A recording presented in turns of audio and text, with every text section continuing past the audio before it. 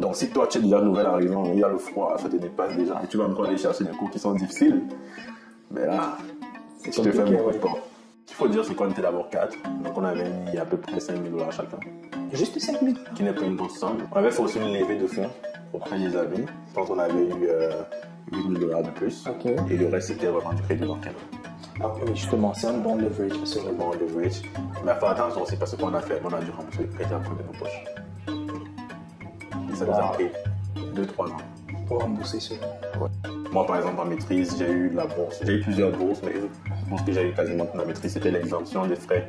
En doctorat, au début de mon doctorat, j'ai eu plusieurs bourses, comme j'ai dit, la bourse de Matthias Vitesse, la bourse du gouvernement pour le programme CREATE. À un moment, j'ai postulé pour la bourse interne, c'est aussi une bourse de l'ETS comme ça, au début de la thèse. Mais après, dès le moment où tu as accès à la bourse FQRNT, en général, ça t'exclus d'autres bourses.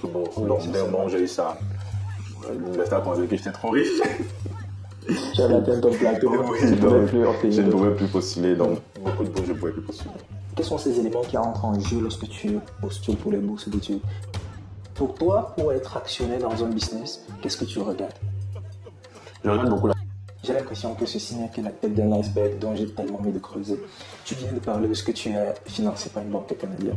De mes petites recherches, c'est difficile d'avoir le financement du Canada pour des investissements locaux. Comme je dis, ça dépend de l'histoire que tu racontes. Je t'ai dit, ça dépend de l'histoire. Ok. Imagine-toi. Ok.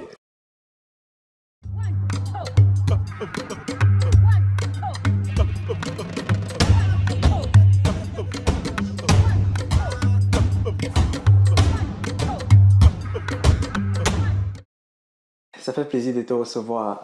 Ça fait pas longtemps que tu es arrivé au Canada, right? Ouais, il fait très froid. L'hiver, mais tu as passé beaucoup d'années ici, là. Comment est-ce que l'hiver te surprendrait encore? C'est pas que ça surprend, c'est juste que le décalage de température, quand tu quittes d'un environnement très chaud et tu rentres directement là, c'est comme tu sens ça passer. Et ces derniers jours que tu as passés ici, à quoi ressemble ton emploi de temps? Très chargé, parce que déjà je suis venu pour ma graduation. Après la graduation, j'ai fait un petit cocktail, donc il y avait quand même quelque chose à la graduation est déjà passée? Oui, c'était dimanche. Ok. C'était dimanche, dimanche matin. Et puis j'ai reçu quelques amis le soir, donc j'étais quand même occupé pour l'organisation de ça. Et puis après, il y a des rencontres business aussi. Beaucoup de business. D'ailleurs, j'espère qu'on en parlera. Ouais. Mais pourquoi est-ce qu'ils mettent la graduation le dimanche? En général, j'ai constaté que c'est quelque chose de très commun. Ouais, je pense qu'ils le font pour les soucis de disponibilité des membres des familles des étudiants. Je pense tout simplement c'est ça. Ok. Well, je vais te laisser le soin de te présenter. Voilà, il y a beaucoup de choses dont on va en discuter. On parlera de ton parcours. La graduation dont il est question, c'est celle de ton doctorat. Exactement. Actuellement, tu es entre le Canada et le Cameroun. Ouais. Et tu es également impliqué dans beaucoup de business, beaucoup d'activités. On en parlera de tout cela. Mais je suis curieux, comment est-ce que tu te présentes lorsque tu vas dans un événement? Ben, ça dépend de l'événement. Je ne me présente pas toujours de la même façon. Okay. En général, si je vais par exemple à un événement, mettons, dans le cadre de la recherche, comme récemment, j'étais à une graduation d'un étudiant, après il y avait un réseautage. Okay. Dans ce cas, je vais me présenter comme docteur Yvan Tondi. Je vais mettre en avant mon parcours de recherche, etc. quand je vais réseauter avec les gens. Si je vais dans une rencontre business, encore une fois, ça dépend. Si c'est au Canada, peut-être dans le milieu de la tech, je peux mettre en avant mon PhD, je peux mettre en avant mes implications dans les entreprises tech ici au Canada. Si je suis au Cameroun, ben, je mets en avant ce que je fais au Cameroun. Donc ça dépend vraiment d'où je me trouve en fait. Vois-tu, le PhD pour plusieurs est considéré comme un outil qui te permet d'avoir une certaine notoriété, qui te permet d'avoir un certain respect social si tu veux. Est-ce que tu considères également cela, en tout cas dans ta considération du PhD, est-ce que tu vois cela sous cet angle également? Au début, non. Du moins, c'était pas ça qui m'a motivé à faire le doctorat. Okay. C'était vraiment plus pour ma famille, pour mes parents, donc je l'ai fait. Maintenant que je l'ai, disons, j'ai été gradué récemment, mais ça fait quand même plus de 6 mois que j'ai fait ma soutenance et que j'avais déjà je pouvais déjà utiliser le titre de docteur. Je trouve que oui, il y a quand même une différence, particulièrement au Cameroun en fait, ça fait la différence. Ici aussi, je crois, ouais, ça fait. Quand quelqu'un reçoit ton mail et qu'il voit PhD, je pense que peut-être il te prend au sérieux, on va dire. Et est-ce que tu penses que ça vaut la peine d'investir 4 années pour avoir cette appréciation sociale? Je sais pas. Ça dépend de qu'est-ce que tu veux chercher avec ça. Comme je dis, moi particulièrement, quelque chose qui m'a beaucoup motivé pour faire le PhD, c'était vraiment mes parents. Ok. Parce que moi, je viens d'une famille où mes parents m'ont toujours soutenu pour mes études, que ce soit financièrement, moralement, etc. Et puis, je me suis dit, bon, si tu es avec des gens qui t'ont soutenu quasiment toute une vie, 4 ans, c'est pas très cher payé. Est-ce qu'ils t'ont demandé, est-ce qu'ils t'ont dit Oui. que Yvan, je veux que tu sois docteur? Oui. Ok, Ils me l'ont c'était dit. clair. C'était clair, c'était pas, Ok. c'était pas un sous-entendu, là, non, Ok. c'était clair. Intéressant. Oui, particulièrement ma mère, elle me l'a dit. Et je me suis dit, bon, 4 ans, écoute, pour lui rendre ce service, il n'y a pas de problème. On reviendra dessus, hein, parce que, vois-tu, c'est un point que... C'est une chose que le parent veut que tu voilà, continues les études et ton doctorat, mais c'en est une autre de tenir pendant 4 ans. Ouais, ce qu'il faut aussi dire, c'est que ce n'était pas en contradiction frontale avec ce que je voulais. Ok. C'est-à-dire que quand j'ai terminé ma maîtrise ici au Canada, je suis allé dans l'industrie. J'ai fait 2 ans. Au bout des 2 ans, j'ai démissionné parce que je trouvais que l'emploi, enfin travailler en tant qu'employé, c'était pas trop pour moi. Ok. Au bout de 2 ans, j'avais l'impression, c'est pas forcément le cas, mais j'avais l'impression d'avoir déjà tout vu. Oui. Ou bien du moins d'avoir déjà une vision 360 de qu'est-ce qui m'attend si je reste. Et cette vision-là ne me plaisait pas. Donc j'ai décidé de démissionner et de me lancer en business. Et à l'époque, j'avais ouvert un restaurant avec des amis ici à Montréal. Et donc, en parallèle de ça, je me suis inscrit en doctorat. Donc, oui, je l'ai fait pour mes parents, mais en même temps, ce n'était pas en opposition frontale avec le chemin que je voulais me tracer. Et donc, le choix était facile, en fait. Intéressant. Ouais, rentrons alors dans l'histoire. Où est-ce que tu as passé tes études secondaires, ton parcours secondaire? J'ai fait le collège au Cameroun. À Yaoundé. À Yaoundé, au Cameroun. Tu as fait la D ou la C? La C. Ok. J'ai fait la Ensuite, C. tu as fait Ensuite, j'ai fait prépa-voc. 2 ans. 2 ans. Prépa-voc, je pense que c'est très connu aujourd'hui, mais à l'époque, j'ai entré en prépa-voc en 2010. Prépa-voc, pour quelqu'un qui ne connaît pas, c'est une école de préparation. C'est une école préparatoire justement pour aller dans des écoles d'ingénieurs françaises. Je pense qu'aujourd'hui, ils ont ouvert d'autres filières, gestion, etc. Mais c'est ça, c'était ça le principe à l'époque. École de préparation, 2 ans. Ensuite, tu entrais en 3e année dans une école d'ingénieurs en France. Tu entrais en 3e année directement? Oui. Ok. Ça s'appelle des prépas intégrés. Ok. Yeah. Mais quel est l'intérêt de faire une école de prépa? Pourquoi ne pas aller directement en première année et 2e année d'une école française? Quand tu es au Cameroun, il y a plusieurs avantages à ça. Je pense que le premier avantage, c'est déjà Enfin, ça t'enlève toute la partie recherche des écoles, documentation, demande de visa, etc., qui est déjà quand même tout un concours là au Cameroun. Quand tu passes par prépa, l'accès à l'école d'ingénieur est quasiment automatique. Ok. Tu vois, ça c'est la première chose. Et deuxième chose aussi, très très important, il y a des parents qui ne veulent pas laisser leurs enfants voyager jeunes. Donc moi par exemple, j'ai eu le bac à 16 ans. Et j'étais quand même assez jeune là. Fait que avoir 2 ans au Cameroun et voyager à partir de 18 ans, je pense que c'est un gros avantage. Absolument. Mais quand donc tu es dans le parcours de prépa Vox par exemple, est-ce qu'ils font pour toi le choix de l'école que tu vas intégrer? Non, à l'époque il y avait 4 écoles, 3 ou 4 écoles, je ne sais plus, affiliées. Il y avait les CEGELEC à Rouen, il y avait l'EPF à Paris, il y avait 3 IL, je ne sais plus trop dans quelle ville. Et il y avait aussi une école au Cameroun même où tu pouvais continuer. Je pense que c'était l'ISTD, quelque chose comme ça. Ok. Ouais. Aujourd'hui, ils ont une plus large gamme d'écoles, là, mais c'est pas eux qui font le choix. Tu as un choix, mais on va dire restreint dans les écoles partenaires. Et tu choisis, et tout à l'heure tu parlais de visa. Tu devrais toujours postuler pour les visas, n'est-ce pas? Oui, mais ils t'accompagnent vraiment dans le processus. Quasiment, on ne refusait pas le visa à un étudiant de prépa à l'époque. Okay. Aujourd'hui, je sais pas, mais à l'époque, tout le monde avait. Et voilà, tu termines ton parcours là-bas, tu te retrouves à EPF. Je termine mon parcours là-bas, je me retrouve à l'EPF où je fais de l'ingénierie mécanique avec l'option aéronautique. Okay. Et donc, j'ai même pas terminé mon cursus à l'EPF. En fait, j'ai fait un double diplôme avec le Canada. En fait, le double diplôme, comment ça fonctionne? C'est que tu fais ta 5e année au Canada et une 6e année supplémentaire au Canada.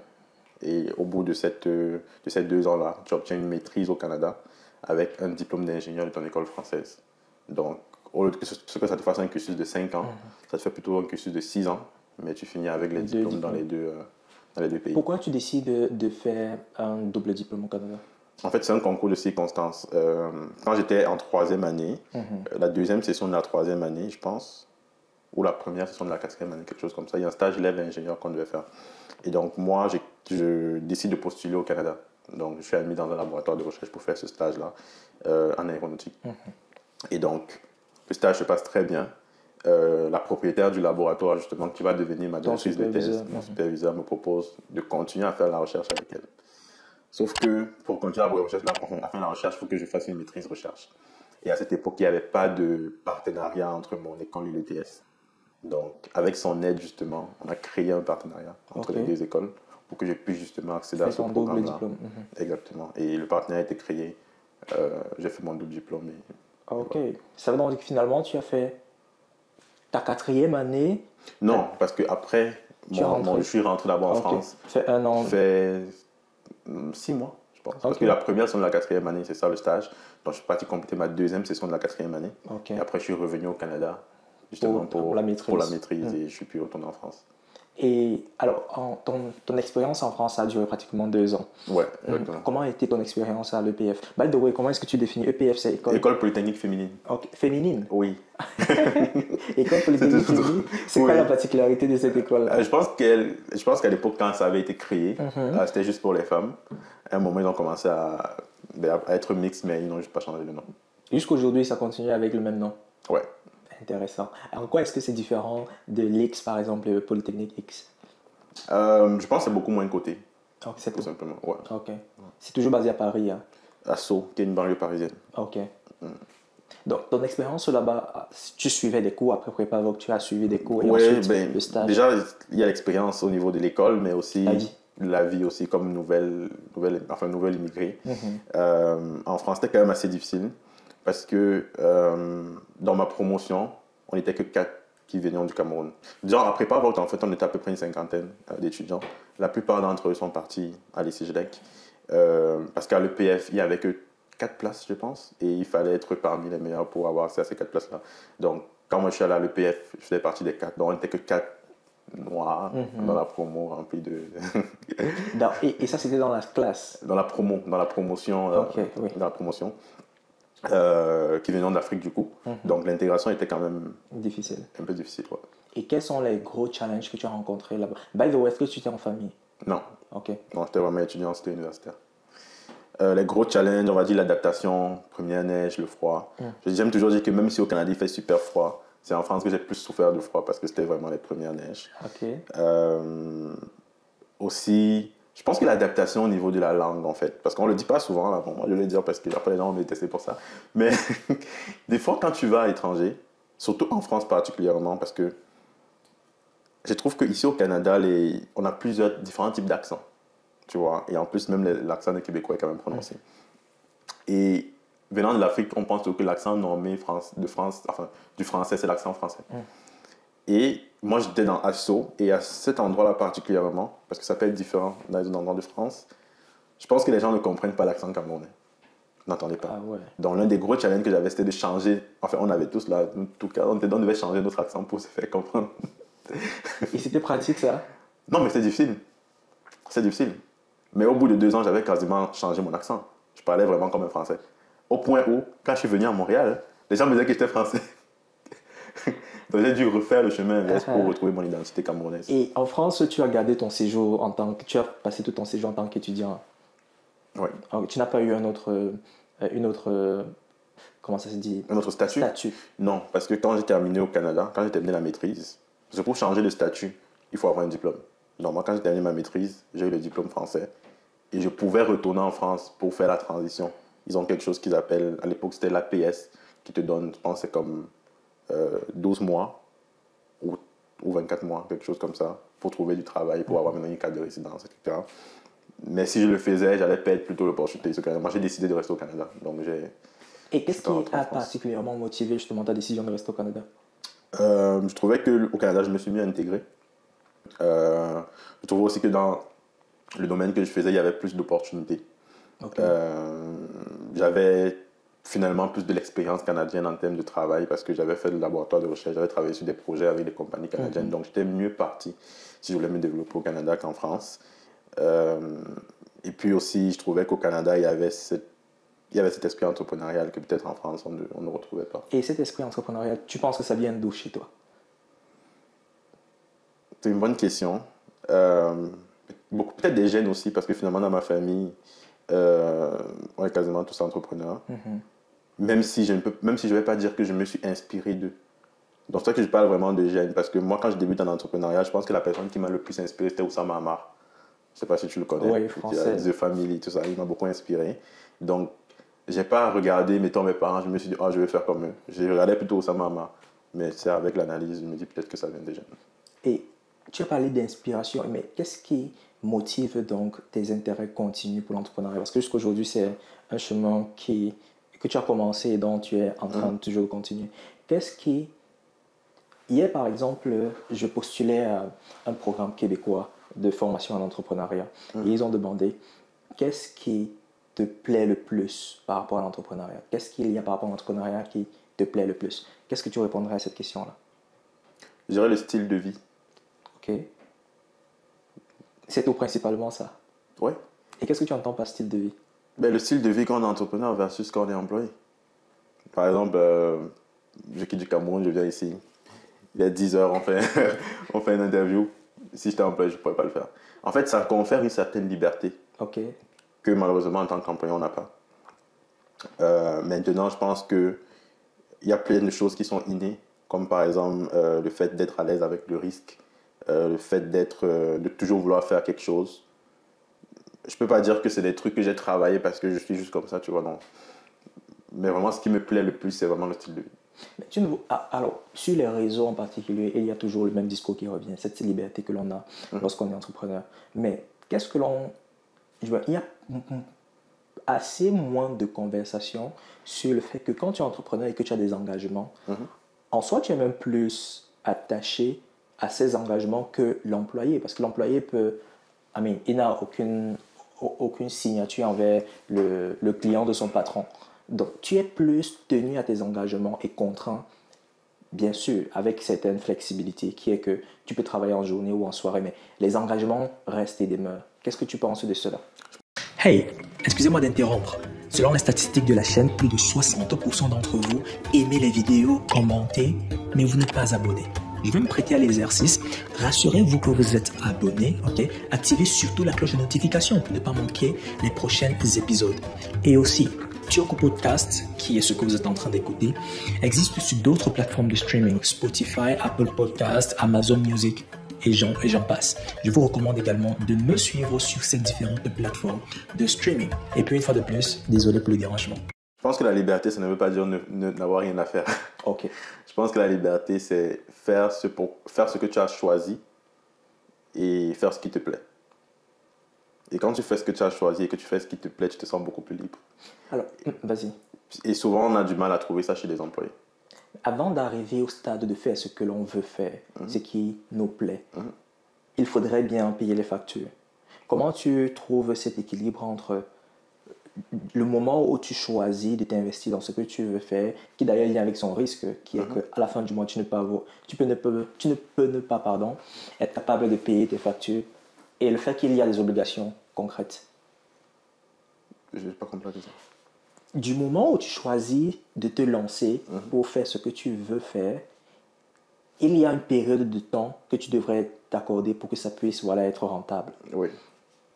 Et pendant cette période de temps-là, qu'est-ce que tu fais entre-temps si tu as laissé Non, mais moi, je n'ai jamais demandé à quelqu'un de laisser son emploi. Okay. Son emploi parce qu'il ne faut pas me prêter ce que je n'ai pas dit. Hein. Okay. Je n'ai jamais dit ça. Tu m'as demandé pourquoi qu'est-ce que j'aime, j'ai dit le style de vie.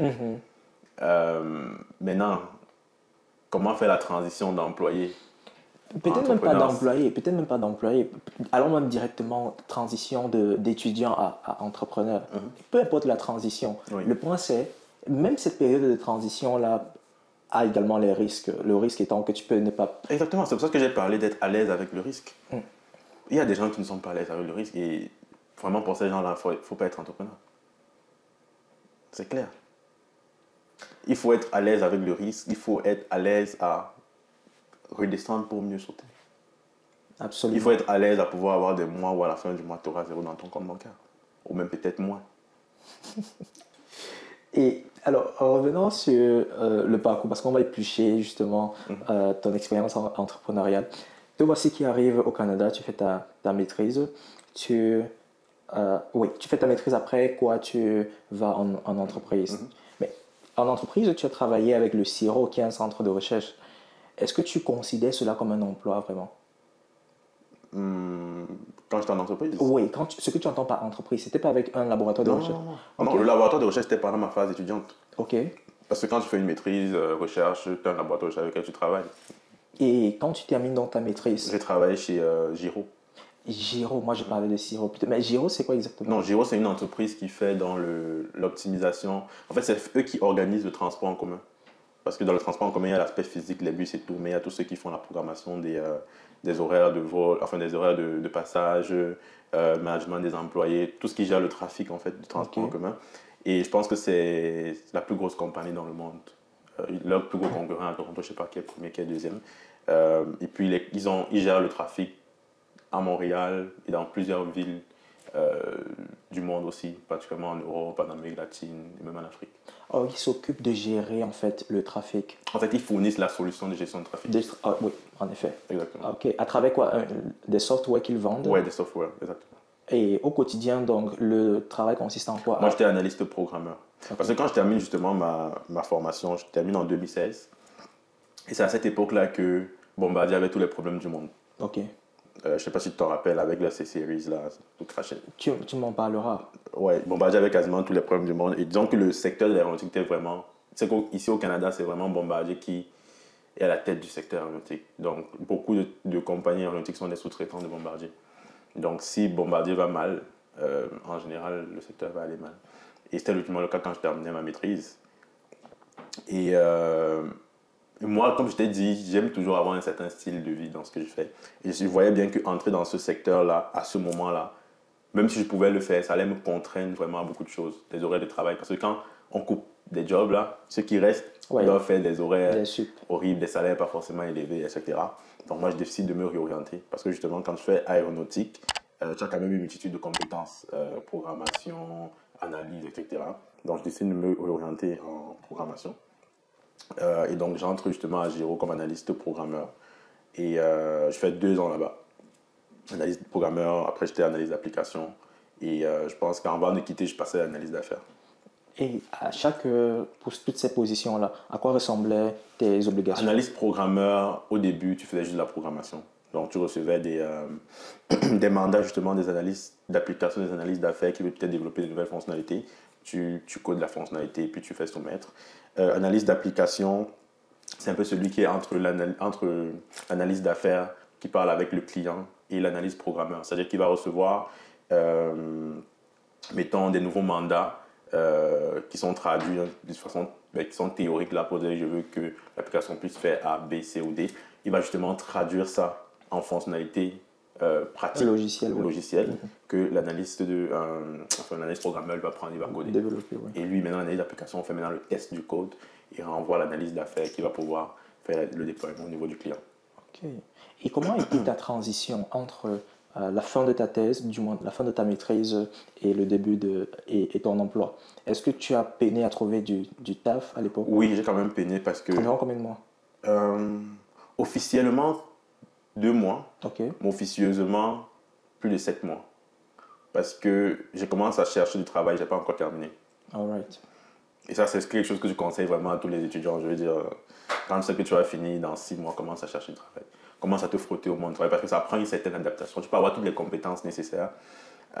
Si tu as fait par exemple une thèse où tu n'as pas été vraiment beaucoup frotté, tu n'as pas fait beaucoup de réseautage, il faut vraiment que tu prennes le temps de construire ce réseautage-là. Et ça peut prendre du temps. Donc, moi, j'ai commencé à chercher. J'ai commencé à avoir une représentation du marché du travail dans le secteur aéronautique. À un moment, je me suis dit, je ne veux pas. J'ai commencé maintenant à chercher un peu plus en tant qu'analyste programmeur. Dans le secteur de l'aéronautique aussi, j'ai cherché en tant que programmeur, mais il y avait beaucoup moins de postes. Et donc, du coup, je devais chercher dans d'autres secteurs aussi. Et aussi faire des formations pour me mettre au niveau. Parce que même si je connaissais la programmation, mais ce n'était pas autant que quelqu'un qui avait fait, mettons, IT, tu vois. Donc, je me suis mis au niveau et puis ça a passé. Et pendant cette phase-là où tu décides d'aller dans le secteur en tout cas dans un autre secteur que celui. Avant même d'y arriver, à quoi ressemble ton approche de réseautage pour étendre ton réseau? Déjà, quand j'étais en maîtrise, on travaillait avec des compagnies quand même assez cotées ici au Canada, Bombardier, CAE, Thales. Donc ça a quand même contribué beaucoup à mon réseau. Plus tard, j'ai fait beaucoup de 5 à 7, beaucoup d'événements où tu rencontres physiquement les personnes. Et ça a aussi beaucoup aidé. D'ailleurs, c'est même comme ça que j'ai connu Giro. Et quand tu les rencontrais, tu soumettais ton CV, tu gardais un contact avec eux sur LinkedIn? Ouais, je soumets mon CV, je garde un contact avec eux. J'essaie aussi de les connaître, de les comprendre, de savoir est-ce qu'ils sont en recherche ou pas.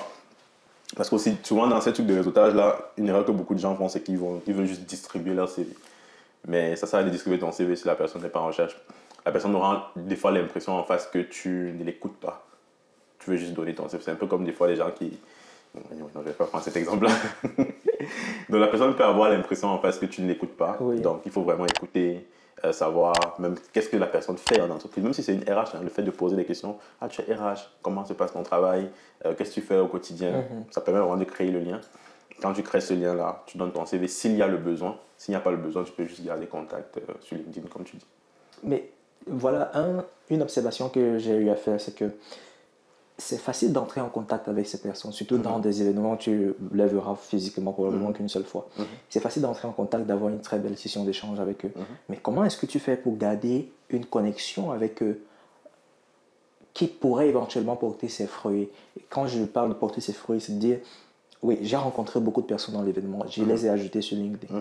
Mais demain, lorsque j'ai besoin d'une opportunité ou que je veux, voilà, une job, est-ce que je vais rentrer sur LinkedIn et dire, hey, c'est moi? Non, c'est pas pratique. Bon, déjà, je ne suis pas un spécialiste de ça parce que, comme tu le vois, je l'ai fait une fois dans ma vie. C'est pas mon quotidien. Bon, maintenant, de mon appréhension, donc je vais dire qu'est-ce que je pense de ce que je vois. Il faut savoir qu'il y a beaucoup de compagnies qui vont dans des trucs de réseautage, mais qui ne veulent pas forcément recruter. Parce que ça fait bonne impression de dire qu'on recrute. Des fois, ils cherchent de la représentativité. Et donc, ils ne sont pas réellement dans le besoin. Donc, ça ne sert à rien. J'allais rencontrer Apolli. C'est ça. Donc, ça ne sert à rien d'essayer de faire du forcing. C'est un peu comme une fille qui te dit qu'elle est en couple. Toi, tu veux. Ça ne sert à rien. Là. Tu perds ton temps, tu perds ton énergie. Donc, il n'y a pas de mal à que ce soit bloqué, en fait, qu'il y ait des blocages. C'est une question de statistique. C'est normal que si tu rencontres 100 personnes, au final, tu en parles juste avec 5. C'est normal. Souvent, on a l'impression qu'en rencontrant 100 employés, on doit fitter avec les 100. Ce n'est pas vrai. Les statistiques montrent que même avec 5 personnes, si tu fites déjà avec 5 personnes, tu as fait du bon travail. Donc, il faut être complètement à l'aise avec. Et surtout, avoir cette valeur à apporter aux gens que l'on rencontre. Exactement. Avoir cette valeur à apporter. L'autre chose aussi que les gens pourraient faire, c'est quand tu prends contact avec quelqu'un, tu le rajoutes sur LinkedIn. Il est sur LinkedIn. Il est connecté avec toi. Même s'il n'est pas prêt tout de suite, commence à lui montrer de la valeur. Qu'est-ce que tu publies? Si tu cherches peut-être du travail en data analyst et que tu publies régulièrement sur du data analyst, tu montres les expériences que tu as faites. Le jour où cette personne-là va vouloir trouver quelqu'un, c'est toi qu'elle va appeler. Évidemment. C'est un peu comme les statuts. Souvent sur tes statuts WhatsApp, moi comment je fais c'est même pas intentionnel, mais des fois sur mes statuts WhatsApp, je vais publier beaucoup de choses sur mon business. Et puis un jour, quelqu'un va vouloir quelque chose, il va me contacter. Oh, j'ai vu que tu faisais ça. Mais je ne suis pas allé chercher la personne. La personne a juste vu mon fil d'actualité. Et puis, ça fait partie des stratégies marketing également. Exactement. Et d'ailleurs, dont on en parlera parce que tu ne peux pas être entrepreneur si tu n'as pas de l'expérience. Je dirais même pas de l'expérience, des connaissances en marketing, en vente et ces autres points. Et d'ailleurs, tu es également responsable d'un supermarché. Donc, il y a certainement beaucoup de choses à creuser. Je vais essayer d'avancer un peu plus vite, mais je tiens à ce que l'on discute de ta recherche, de ce que tu as fait, parce que tu as terminé la maîtrise, tu as continué également en doctorat avec le même superviseur. Et j'ai envie de croire que c'est toujours dans l'aéronautique. Oui, dans l'aéronautique avec l'IA. Oui, avec l'IA. Je fais des modèles d'intelligence artificielle dans le secteur de l'aéronautique.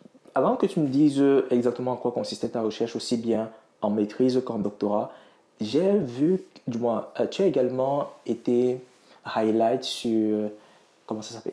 Caton University. C'est quoi exactement? Alors, pendant mon doctorat, j'ai fait un programme, comment qualifier ce programme? C'est un programme que le gouvernement lance pour financer les jeunes leaders dans le secteur de l'aéronautique. Okay. Et dans ce programme-là, il fallait suivre des cours dans cette université-là. Ça faisait partie du programme. Et puis, j'étais sélectionné, puis je fais ce programme-là. Et quel était l'avantage du programme? Ben, c'est qu'il apportait du financement. Il te donnait de l'expérience dans les avions, dans les drones aussi.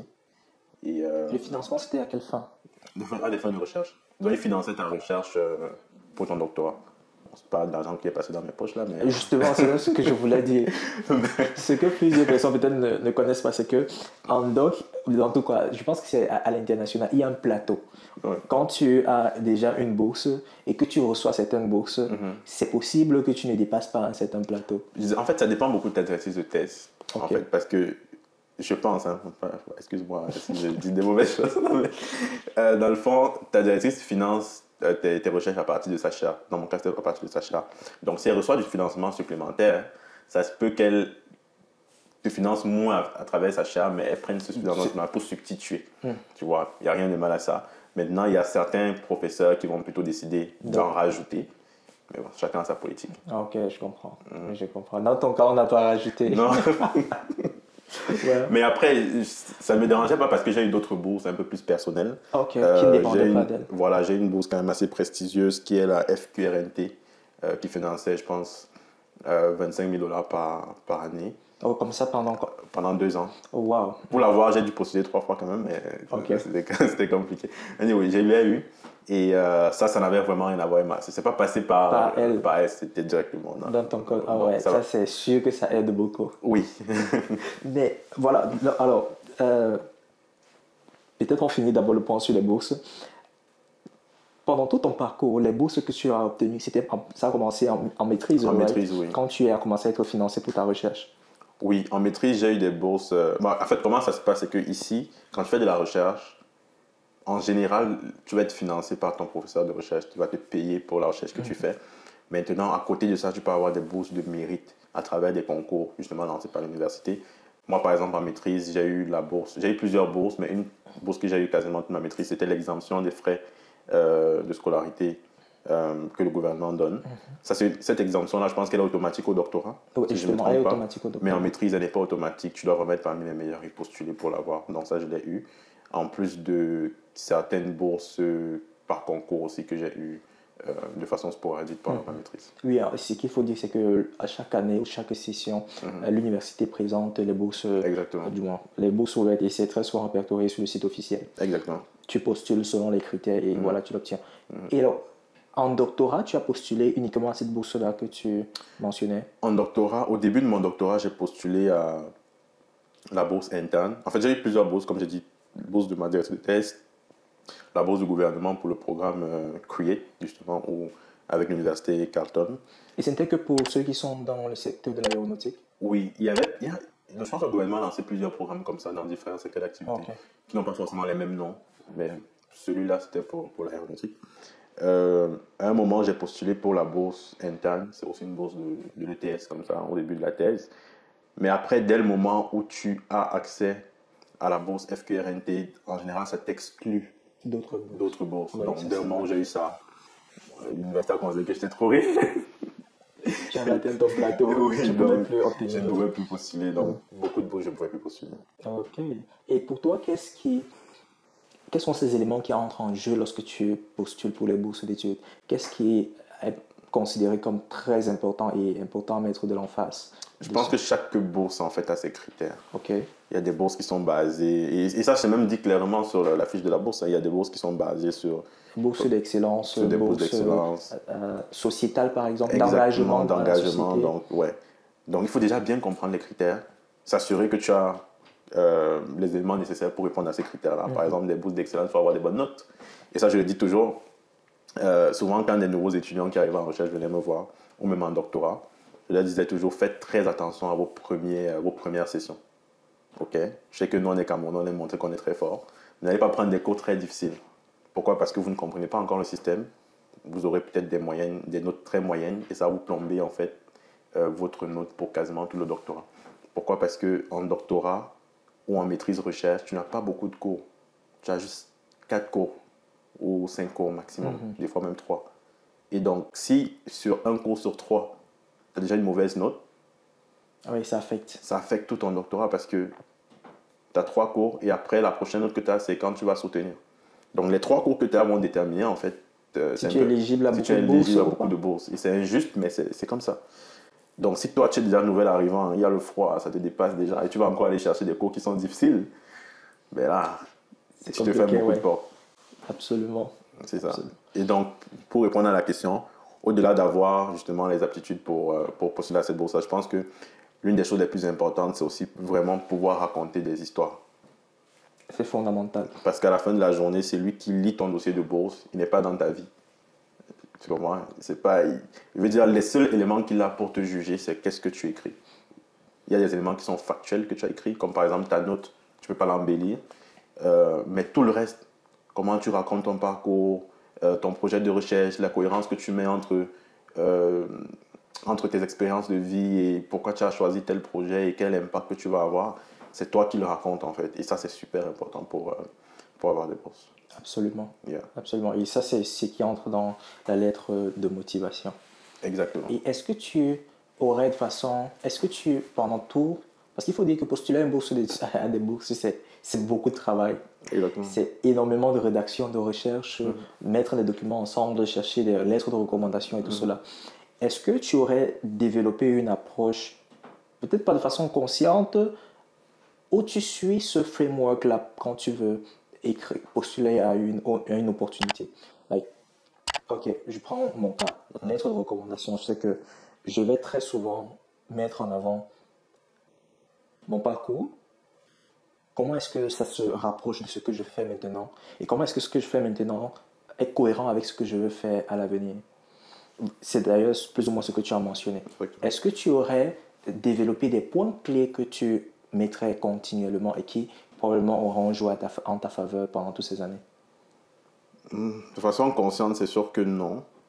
Euh, Après, enfin, grosso modo, quand je veux postuler à une bourse, même à un emploi, parce qu'encore récemment, j'ai postulé, il y avait un emploi que le gouvernement avait lancé pour être comme euh, le représentant économique des relations Québec-Afrique. Et ça, j'avais été retenu pour le premier entrevue. Bon, en fait, j'ai postulé, j'ai été retenu, mais j'ai fait l'entrevue, mais j'ai raté l'entrevue. Parce que je ne l'avais pas préparé et que finalement, je ne voulais pas trop le poste. Mais la façon dont j'avais constitué mon dossier, justement, ben, était très bonne. Et c'est pour ça qu'il m'avait appelé.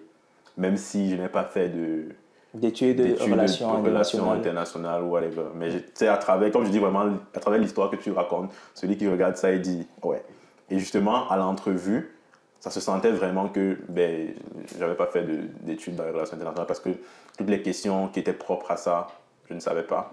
Et par contre, tout ce qui était, toutes les questions business, j'avais quand même pas mal répondu. Mais je pense peut-être qu'ils sont allés avec quelqu'un qui avait un meilleur profil que moi. Et quand je postulais justement à ça, je me dis toujours, qu'est-ce qui est important pour la personne que tu recrutes, enfin, le poste, en fait, du moins la personne qui veut te recruter. C'est vraiment ça la question clé, en fait. Parce que beaucoup de gens, même quand ils font leur CV, tu sens qu'ils mettent dans leur CV ce qui est important pour eux. Par exemple, le mec qui va dire, je sais pas quoi, j'aime le football, il va mettre loisir football, mais on s'en fout. On s'en fout, oui, c'est vrai. Tu vois? Ça, c'est vrai. Et souvent, ils le font même dans les expériences. Par exemple, il a peut-être eu une expérience qui était difficile pour lui ou bien un projet sur lequel il a beaucoup travaillé. Tu vois, il va être fier de mettre ça. C'est bien, mais sauf que c'est pas important pour l'emploi. Pour l'emploi, pour ce que tu postules. Pour ce que tu postules. Et même des fois, quand tu postules, ça peut valoir la peine de retirer certaines expériences parce qu'elles vont te porter préjudice. Et garder uniquement les expériences qui sont cohérentes par rapport au poste. Et c'est un peu la même approche justement que moi j'ai quand je faisais les bourses. Je regarde qu'est-ce qui est important pour la bourse, je prends mon histoire, je la twerk de telle façon que ça rentre dans le moule Oui. et je projette ça. Ah, très intéressant. Entrons sur le cœur, je dirais pas le cœur, mais de ton doc et également de ta maîtrise. Sur quoi est-ce que tu bossais dans l'intersection de IA et aéronautique? En maîtrise, ça fait longtemps. Alors en maîtrise, je pense que je travaillais sur ce qu'on appelle la technologie d'aile déformable. En fait, c'est une aile dont on va modifier le profil aéronautique, du moins le profil... j'ai oublié le terme. Du moins, on va modifier le profil pour optimiser les performances aérodynamiques, en termes aérodynamiques de l'avion. Et quand tu parles du profil, c'est le profil physique, l'apparence physique? Ouais, c'est le profil physique de l'aile. En fait, à l'aéronautique, il y a ce qu'on appelle le profil qui détermine justement les performances aérodynamiques. Quand je parle de performance aérodynamique, je parle de poussée. Non, excuse-moi, je parle de lift et de drag. en fait, portance et traînée Ok. et moment.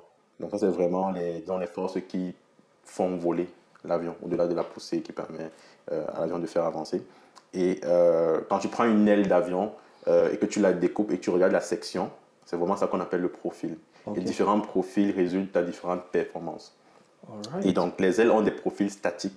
Les ailes des avions qu'on utilise aujourd'hui ont des profils statiques. Donc, ça fait qu'un avion avec un certain profil peut être bon pour quelque chose et mauvais pour quelque chose. Parce que les profils ont des avantages et des inconvénients. Et donc, l'idée justement du projet, c'était de pouvoir modifier le profil pendant le vol pour toujours aller chercher l'avantage de chaque type de profil. Là, j'essaye d'expliquer, pas en termes techniques, là, mais pour que tout le monde comprenne. Et donc, ça, c'est vraiment un gros enjeu en termes de mécanique. Parce qu'il faut mettre des actionnaires dans l'aile pour pouvoir justement modifier ce profil-là, tout en gardant la cohérence en fait de la peau pour qu'il n'y ait pas de discontinuité. Parce que toute discontinuité va entraîner un écoulement turbulent assez rapidement. Et donc ça, c'était vraiment un gros projet qu'on avait fait avec Bombardier et Thales et d'autres parties prenantes aussi.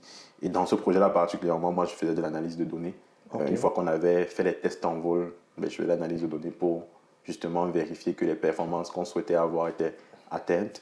Et je m'occupais aussi de la partie sécurité du vol, enfin sécurité des tests. En fait, on avait installé des capteurs, des accéléromètres, des gyroscopes sur l'aile pour mesurer en fait les vibrations de l'aile pendant les tests.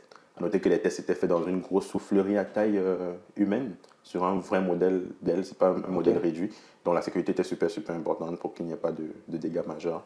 Et donc je faisais du monitoring en temps réel des vibrations de l'aile pour savoir qu'à ce moment, si l'aile est en train de vibrer un peu trop, il faut arrêter les tests. Mais est-ce que la sécurité, dans un contexte de simulation comme celui-là, reflecterait la sécurité en temps réel dans l'espace? Parce qu'il y a cet aspect aussi, il y aurait un incident. Le local serait affecté, des personnes humaines dans le local seraient affectées. Mais est-ce que ça reflète également la même réalité que lorsque l'avion est littéralement en plein air? Non, lorsque l'avion est en plein air, il y a beaucoup d'autres composantes qui rentrent dans la sécurité.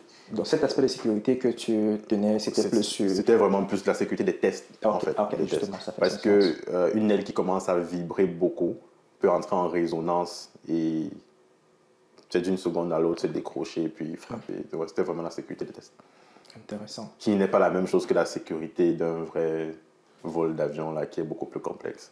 Et dans un projet aussi costaud, comment est-ce que, en tout cas de ton observation interne, comment est-ce que l'on agence ces différents modules du projet? Par exemple, toi qui es chargé d'analyser les données et également d'assurer sur l'aspect sécurité de la simulation du projet, à quoi ressemblait ton rapport de travail avec celui qui était censé travailler sur l'aspect physique, l'aspect mécanique de l'aile? Est-ce que tu échangeais directement? Bien sûr, c'était justement un projet assez multidisciplinaire qui faisait intervenir la simulation, l'aérodynamique, parce qu'avant d'aller en test, il faut savoir qu'est-ce qu'on veut achieve. Et ça, il y avait une équipe aérodynamique qui ont fait beaucoup de simulations pour savoir c'est quoi les performances qu'on aura avec tel profil. Il y avait aussi le côté mécanique, parce que l'aérodynamique peut dire, OK, moi je veux tel profil d'aile, mais il faut maintenant que le mec de la mécanique puisse, avec ses actionnaires, pouvoir quitter d'un profil, atteindre un autre profil en gardant une absence de discontinuité en fait, au niveau de l'aile. Donc toutes ces parties prenantes-là interagissaient ensemble et il y avait justement un manager du projet qui était ma directrice de thèse qui manageait le projet. Mais même dans les rapports qu'on a fait après, tu ne pouvais pas faire un rapport sans les données d'une autre personne. Donc il y avait vraiment cette interaction-là dans le travail, c'était super important. Intéressant. Et ça prédisposait justement au travail en entreprise où en général c'est le cas. Exactement. Exactement. Et ce projet-là, tu l'as fait dans le cadre de toute la maîtrise? Oui, dans le cadre de toute ma maîtrise. Ouais. Et éventuellement, à l'issue du projet, est-ce que vous en êtes sorti? Est-ce que quand tu termines ta maîtrise, le projet plus ou moins à terme? Oui. En fait, j'arrive dans le projet, j'arrive en maîtrise, le projet a déjà débuté. Sauf que la chance que j'ai, c'est que j'arrive quand on est en train de vouloir préparer la phase des tests. C'est un projet qui a débuté, je pense qu'il a fait 4-5 ans. Right. Et le début du projet, c'était beaucoup d'études aérodynamiques. Et les premières années du projet, est-ce qu'il y avait beaucoup plus de travail au niveau de la mécanique? Non, plus au niveau de l'aérodynamique. Ça consiste en quoi là-bas? L'aérodynamique, en fait, c'est l'étude de l'écoulement d'air sur les ailes d'avion. sur l'avion en général, mais particulièrement les ailes, parce que c'est ça qui fait voler.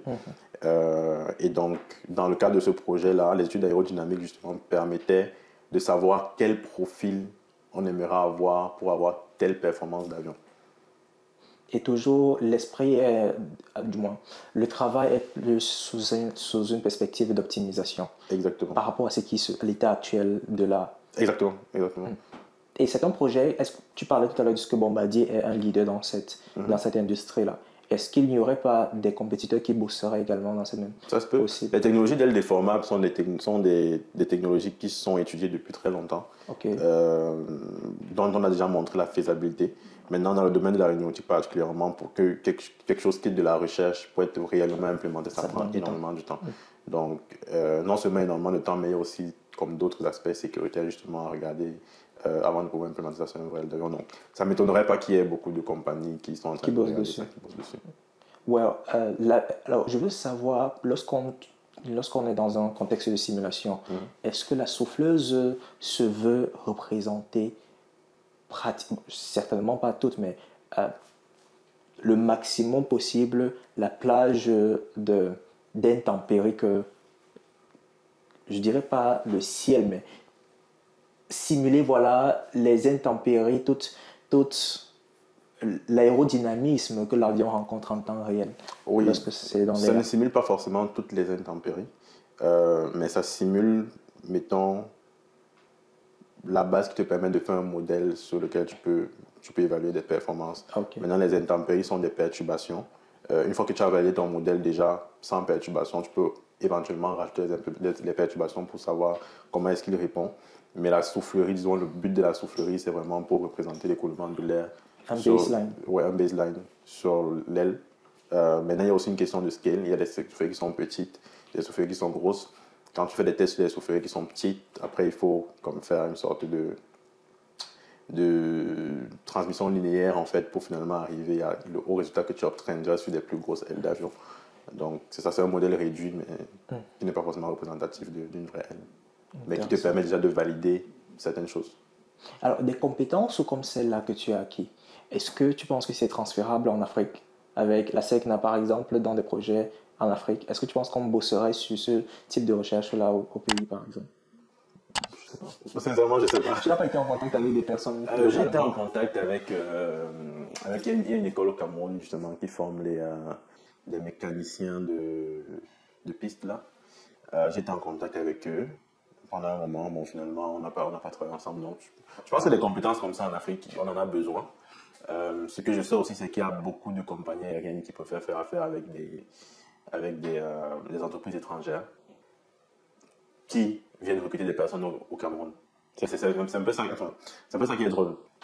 Autant qu'il y a des compagnies aériennes locales, pas forcément camerounaises, peut-être la sous-région, qui vont faire affaire, mettons, pour la maintenance de leurs avions avec des compagnies européennes. Sauf que ces compagnies européennes, ils viennent recruter localement.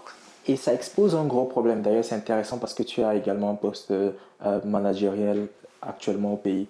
Est-ce que tu penses que c'est tout simplement un manque de système qui permettrait de régir les relations entre les travailleurs locaux, ou bien d'assurer le bon management de ces ressources locales-là? Sincèrement, je ne sais pas. Je ne sais pas parce que je pense qu'en Afrique, les problèmes ne sont pas simples en fait.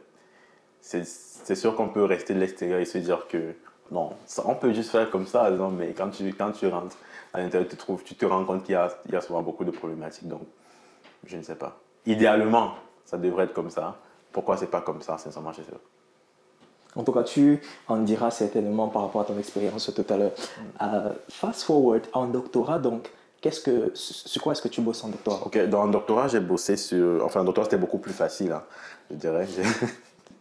J'ai bossé justement sur la modélisation aérodynamique, avec l'intelligence artificielle. Donc, aérodynamique et mécanique de vol. Et ça consiste en quoi? Quand tu parles de modélisation, c'est quoi exactement que tu modélises? En fait, comme j'ai dit, l'avion a un modèle aérodynamique et mécanique de vol qui est connu. Modèle longitudinal, latéral et décrochage. Et c'est sur ces modèles-là justement qu'on va tester, mettons, les contrôleurs qui vont permettre de contrôler l'avion, etc. Et donc, plus ces modèles sont précis, plus les contrôleurs qu'on peut faire peuvent être fiables. Et donc, moi, mon but en doctorat, c'était justement de faire ces modèles-là avec des technologies d'intelligence artificielle, particulièrement le modèle de décrochage, parce que le modèle de décrochage est beaucoup plus complexe, parce que c'est un écoulement qui est turbulent. Pour ceux qui ont fait un peu de mécanique du fluide, ils savent que pour représenter des modèles turbulents, il y a beaucoup d'assumptions qu'on fait qui font que finalement, le modèle mathématique qu'on utilise n'est pas super proche de la réalité. Et donc, l'idée d'utiliser l'intelligence artificielle, c'était justement de pouvoir prendre des données et avoir un modèle beaucoup plus fiable que le modèle qui serait fait par des équations mathématiques. Et quand tu parles de décrochage, est-ce que c'est lorsque l'avion... Oui, lorsque l'avion, on va dire, décroche en mode que tout le monde comprend. Non, décrochage en mode il est en train de faire l'accident. Ok. Ça, c'est une conséquence de ce qu'on appelle le décrochage en aérodynamique, en fait, qui est le décollement, en fait, de la couche limite. Du moins, le décollement de l'écoulement de la paroi de l'avion. Et quels sont ces éléments qui amènent l'avion, par exemple, à décrocher? Qu'est-ce qui entre en jeu? Un élément très simple, c'est juste l'augmentation de l'angle d'attaque jusqu'à un certain seuil. Parce que quand tu as une aile, plus en fait ton angle d'attaque augmente. Qu'est-ce que tu entends par angle d'attaque? L'angle d'attaque, c'est l'angle en fait entre l'inclinaison de l'aile et le vent qui touche l'aile. Okay. Et donc, normalement, quand tu as une aile, mettons, qui est symétrique, plus ton angle d'attaque augmente, plus la portance augmente. Jusqu'à un certain seuil qu'on appelle angle d'attaque critique, où justement la portance va décrocher drastiquement. Et quand il n'y a pas de portance, ça veut dire qu'il n'y a pas de force qui soulève l'avion. Et donc l'avion commence à tomber en chute libre. C'est ça qu'on appelle le décrochage. Ça, c'est le décrochage statique. Maintenant, il y a des décrochages dynamiques qui viennent avec des théories un peu plus complexes. C'est un peu plus compliqué d'expliquer. Ouais. Et donc, l'idée pendant le doc, c'était de modéliser le système aérodynamique de l'avion pendant cette phase de décrochage-là. Oui. OK. Et à quoi peut bien ressembler les résultats d'un projet de doc dans ce cadre-là? Du moins, éventuellement, quels sont, je dirais pas les résultats de ton travail, mais je veux dire, quelles sont les observations, les outcomes, si tu veux. En fait, en aéronautique, il y a ce qu'on a, quand tu fais de la modélisation, pour valider ta modélisation, tu utilises des critères de validation, mettons, de la FAA, qui est la Federal Aviation Administration, qui va dire, OK, si tu fais un modèle longitudinal, voici comment tu le valides. Si tu fais un modèle latéral, voici comment tu le valides. Si tu fais un modèle de performance, voici comment tu le valides. Un modèle de décrochage, voici comment tu le valides. Et donc, moi, quand j'ai fait mes modèles, il est juste validé par les recommandations, par les critères de validation de la FAA. C'était bon. Mais est-ce qu'il n'y a pas une baseline avec laquelle tu compares pour montrer que ton modèle, par exemple, serait plus performant que ce qui existe déjà? C'est vrai que j'aurais pu le faire, mais je ne l'ai pas fait, sincèrement. Et quel serait donc l'intérêt d'avoir un nouveau modèle par rapport à ce qui existe? Par rapport à ce qui existe? Oui. Parce qu'il est beaucoup plus précis. OK. Enfin, pour le modèle de décrochage, du coup, oui, ça je l'ai fait. Il était beaucoup plus précis que les modèles théoriques. Okay. Parce que justement, les modèles théoriques, c'est fait avec des équations mathématiques. Et tu parles de modèles théoriques. Est-ce que la différence avec celui sur lequel tu as bossé, c'était qu'il y avait une simulation? Non, quand je parle de modèles théoriques, c'est des modèles en fait qui sont faits par des équations mathématiques sur lesquelles il y a beaucoup d'assumptions. Je ne sais pas trop le terme. Supposition. Oui, des suppositions. On suppose que X, Y, on suppose machin et tout. Et ça fait que le modèle mathématique, vu que tu as déjà fait des suppositions, n'est pas très précis. Contrairement au modèle en fait, où tu vas faire de l'apprentissage de données. Te baser sur les données réelles en fait, de tests en vol. Parce que justement, l'apprentissage des données, les données ont été prises sur un simulateur de vol qui est certifié niveau D. Donc, certifié niveau D, ça veut dire que c'est le plus haut niveau en fait de certification pour la dynamique de vol d'un avion. OK. Et donc, quand tu prends les données de ce simulateur-là, tu es quasiment sûr que, enfin, pas 100% parce que ça reste un simulateur, mais qu'un avion réel qui ferait la même manœuvre donnerait les mêmes types de données. Alright. Mais depuis toutes ces années-là, est-ce qu'il n'y aurait pas déjà eu des travaux qui auraient donc leverage ces données-là avec l'IA pour effectuer la modélisation du système? Pas pour l'avion que j'ai fait. Ah, pas pour l'avion en question. C'est ça. Parce que c'est ça justement qui est bien la recherche, c'est que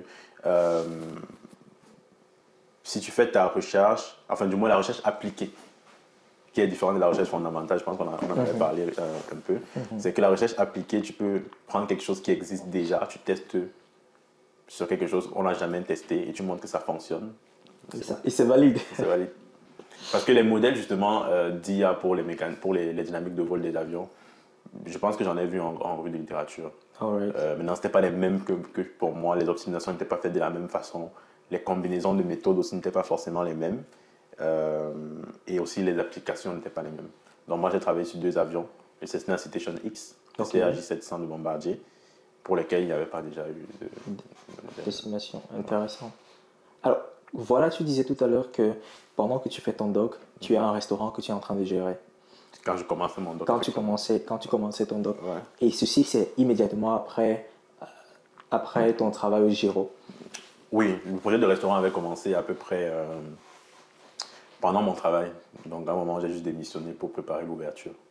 Et là, tu m'avais dit tu as bossé avec 3. Ouais. By the way, avant qu'on entre full-time dans les conversations de business que j'ai réservées pour la fin, fais un flash sur solutions locales. C'est quoi, solution locale. Ah ouais. C'est quoi exactement? Je suis allé chercher un... C'est mon job. Je suis allé chercher. Solution locale, c'est quoi l'objectif? Est-ce que ça continue aujourd'hui? Non, ça continue pas. Mais peut-être ça va revenir, on ne sait pas. Vivement. L'idée, c'était justement avec des amis avec qui on avait ouvert ce restaurant-là. C'était de faire... toujours les mêmes, hein? Oui, c'était toujours les mêmes. Parce qu'on l'a fait à peu près en 2018. Et l'idée, justement, c'était d'aller au Cameroun et faire une sorte de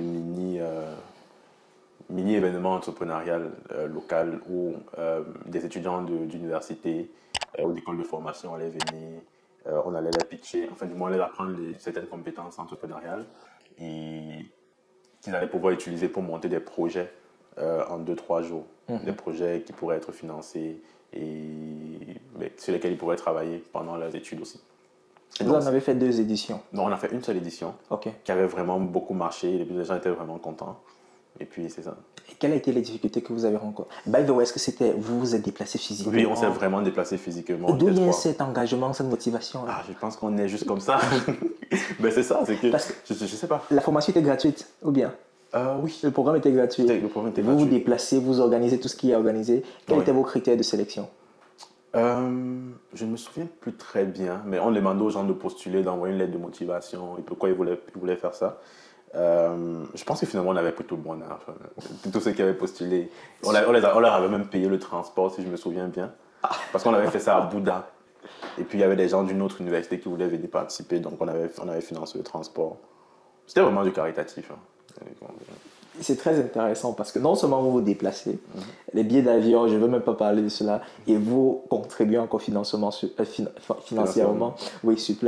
Je veux savoir, déjà, c'était sur combien de temps la formation? Ça se voulait sur combien de temps au complet? Je pense que ça avait pris 2 jours, au maximum 3 jours. 2 jours de formation et que la dernière? Non, tout le programme avait pris comme 2 jours. Ok.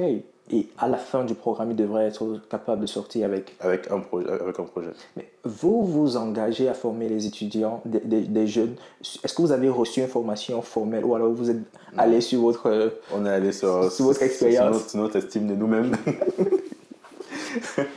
Après, à l'époque, j'étais ingénieur.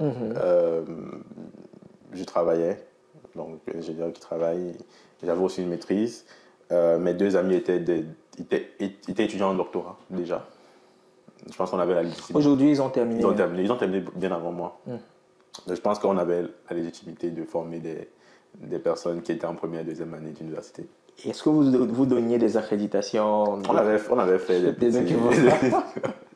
Ce qui me plaît, tu parles dans l'histoire, c'est tu vois 3 Camerounais qui ont ce désir-là de partager et qui prennent de leur poche. Et pas nécessairement avec beaucoup de ressources, parce que, ils sont encore des étudiants. Peu importe ce que l'on dira, c'est pas comme si vous aviez assez. Non, on n'avait pas. Et vous venez, vous vous déplacez, vous formez, et après vous rentrez.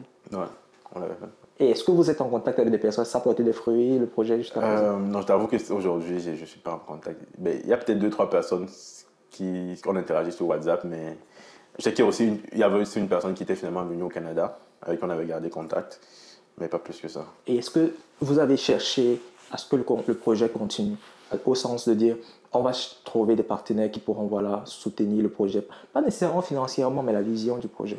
Oui, on en a discuté souvent entre nous.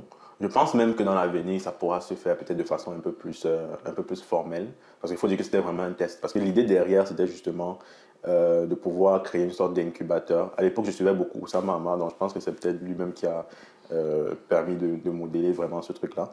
D'avoir une sorte d'incubateur où justement on va prendre des étudiants d'université, peut-être de polytechnique, qui peuvent faire des projets sur lesquels on peut effectivement les suivre. Avec l'expérience d'aujourd'hui, s'il fallait que je le fasse, si j'ai le temps, si j'ai aussi le soutien de mes amis là, je ferais une sorte d'émission entrepreneuriale en fait.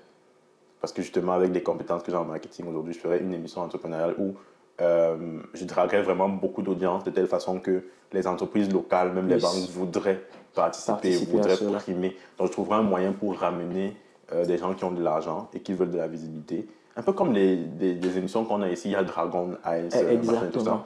Je ferais vraiment quelque chose comme ça. Et c'est sûr que ça rapporterait, je trouve que c'est quelque chose qui manque au Cameroun particulièrement, où la plupart des gens qu'on suit, c'est pas la musique, c'est des influenceuses. Quelque chose comme ça rapporterait vraiment beaucoup de fraîcheur. C'est plus ce modèle-là que je ferais si je devrais continuer aujourd'hui. Intéressant. Mais pourquoi les étudiants? Pourquoi cibler les étudiants? Parce que les étudiants sont jeunes, ils ont encore envie d'apporter à la société. Ils ne sont heureusement pas encore transformés par des longues années de recherche de travail sans avoir trouvé un emploi qui peut détruire le mindset, le rêve. Et tu peux encore les modeler en fait. Là où quelqu'un qui, ça fait longtemps, malheureusement il y a beaucoup de personnes qui sont sorties des études, qui n'ont pas trouvé de travail, qui sont entrées dans un système de malhonnêteté terrible, excuse-moi, qui fait que c'est compliqué. C'est compliqué, hein, je te dis. Comment est-ce que l'on change ce système-là quand quelqu'un, malheureusement, dû à l'influence de son environnement, en fait, je ne pense pas que c'est une excuse, parce qu'il y en a toujours des personnes qui sont intègres dans l'environnement. En tant que responsable d'entreprise, déjà on entre dans le cœur du sujet, en tant que responsable d'un supermarché, quelle est ton approche pour amener tes partenaires, tes employés à épouser la vision que tu veux donner au projet? Bon, en fait, j'apprends encore aussi. Hein. Je veux dire, je ne suis pas encore Jeff Bezos. Mais je dirais que il y a plusieurs types de leadership. Et je pense que chacun a une façon innée d'être leader, en fait. Je ne sais pas si c'est des choses qui s'apprennent, mais chacun a une façon innée de le faire. Et moi, je pense que ma façon, c'est du learn by doing. Ok. Exactement. C'est quand j'ai commencé au supermarché. Je pense que mon plus gros défi, c'était de montrer aux gens que même si je n'ai pas de l'expérience dans le domaine, j'ai besoin de vous, mais je pense que je peux vous apporter beaucoup. C'est vraiment ça. Et ça passe par faire des choses qu'ils ne sont pas capables de faire et dont ils voient la valeur. Et une fois que tu as fait ça, en général, c'est les gens qui vont venir te dire « Ah, comment on fait ça ?» ou bien « Ah, est-ce que tu peux m'aider à faire ça ?» Et quand tu es déjà dans cette posture-là, tu as déjà fait le plus gros du travail. Tu es beaucoup attiré par l'innovation, par apporter quelque chose de plus par rapport à ce qui se fait, right? Et c'est même la nature même de la recherche. Et quand tu t'engages dans un projet de supermarché, quelle est la valeur ajoutée que tu vas apporter dans un milieu aussi standard? Il y a énormément de choses à apporter. Ok, dis-moi en plus. Énormément. C'est sûr que les gens voient le supermarché comme uniquement l'espace commercial où on vend des choses. Mais en arrière, la gestion derrière, la gestion des stocks, la gestion des dates de péremption, même l'expérience client, c'est quelque chose que tu dois façonner. Et il y a énormément de challenges parce que tu fais affaire avec des gens qui n'ont pas forcément cette culture-là. Donc même pour les amener à pouvoir faire les choses d'une certaine façon, c'est vraiment des gros challenges. Et particulièrement en Afrique parce qu'on n'a pas encore des structures nécessaires pour pouvoir faire ce type de business convenablement comme ici. Et qu'est-ce que tu entends par structure nécessaire? Dans le sens où, quand tu rentres par exemple dans les carrefours, tu sens que c'est des compagnies qui sont vieilles de plus de 100 ans. Ouais. Tu vois. Et donc, ils ont déjà la compétence du métier. OK? Là où les supermarchés camerounais, je pense que le plus vieux que je connais, si je prends par exemple Dove ou Santa Lucia, je ne pense pas que ça dépasse 20-25 ans. Ça ne dépasse pas. Et donc, même en termes de structuration de business, par rapport au carrefour, il y a encore beaucoup de choses. Et je ne pense pas qu'ils peuvent aller prendre cette technologie-là pour les mettre dans leur business. C'est quelque chose qu'ils doivent construire d'eux-mêmes. Surtout aussi parce que l'environnement africain est très différent de l'environnement occidental. Exact. Et donc, tu ne peux pas... C'est difficile de prendre des modèles et d'adapter directement dans nos environnements. Ça ne fonctionne pas. Donc, il faut construire soi-même ses propres modèles. Et ça, c'est un jeu qui est très, très intéressant. Well, je vois que tu as été exposé au métier, au secteur technologique. Mais dans ton approche entrepreneuriale, tu retournes toujours dans ces métiers. Je dirais pas toujours, je vais me réserver de dire cela, mais tu as une attraction pour des métiers standards qui existent. Le restaurant, par exemple, actuellement, le supermarché qui rentre toujours dans l'agroalimentaire. Est-ce qu'il y aurait une raison particulière? Non, pas particulièrement, parce que le restaurant, donc c'est un business d'enfant, quoi. Ok. J'avais un ami qui aimait la cuisine, moi j'aimais le marketing, c'est parti comme ça. La restauration, enfin le supermarché, tu sais, c'est aussi dans la mouvance de rentrer en Afrique. Et moi je dis toujours, quand tu veux rentrer dans un pays, il faut faire des business qui répondent en fait aux problématiques d'où tu te trouves, en fait. Au-delà du supermarché que je gère au Cameroun, je pense qu'on en a parlé, là, je suis partenaire de plusieurs business ici, qui sont des business plutôt technologiques, cliniques médicales, éducation, ce genre de choses. Et ça répond vraiment au marché occidental. Au Cameroun, il faut faire très attention par rapport à ça, ou en Afrique en général, parce que si tu viens développer... une clinique médicale, une clinique digitale par exemple. Une clinique digitale de pointe, bon, tu peux le faire, mais après, il faut être médecin, machin, tout ça. Mais en fait, ça dépend aussi des opportunités que tu as. Mais mettons, par exemple, moi qui ai fait IA dans l'aéro, je vais venir développer des trucs d'intelligence artificielle. Je peux le faire, mais ça ne sera pas pour le marché africain. Il y a des gens qui viennent justement en Afrique qui vont avoir des bureaux d'études, machin, ils vont recruter des gens pour faire des projets, mais pour l'Occident. Pour l'Occident, oui. Et même s'ils travaillent en Afrique, c'est vraiment pour répondre aux problématiques occidentales. Mais quand tu veux travailler en Afrique pour répondre aux problématiques africaines, il faut réellement répondre aux problématiques africaines. Maintenant, la façon dont tu fais le business va être différente de la façon dont les autres qui n'ont pas forcément tes compétences vont le faire. Comme je dis, le supermarché, c'est un business qui est très complexe. Je veux dire, c'est pas juste mettre les choses et vendre. Dis-moi en plus d'ailleurs. C'est un business qui est très très complexe. Tu as parlé tout à l'heure de la gestion de stock, date de péremption. Date de péremption, marketing, ressources humaines. C'est un business où tu emploies beaucoup de personnes. J'ai l'impression que ça prendrait encore toute une discussion complète, même juste pour débloquer. Oui, c'est un business qui est vraiment très complexe et dans lequel il y a de l'optimisation à faire partout. Et comme c'est un business qui fonctionne sur du volume, même quand tu réussis à optimiser 1%, 2%, au bout de la chaîne, tu peux faire énormément de profit. Je vais un peu plus rentrer en arrière. Alors, te voici qui termine ton taf au Giro avec tes amis, tu lances le restaurant. Déjà, c'était sur Montréal que vous avez lancé? Oui, c'est sur Montréal. Ouais. Ça demande beaucoup de courage même déjà et également de ressources pour lancer. Vous avez racheté un restaurant, On avait racheté un fonds de commerce. Ok. Un fonds de commerce. Et vous avez rénové? On a rénové, on a mis ça. C'était un resto africain que vous aviez lancé? Oui, en fait, on essayait de démocratiser la nourriture africaine. Ok. On a toujours des trucs ambitieux comme ça. Donc, les mêmes amis avec qui tu étais en Afrique pour le projet? Oui.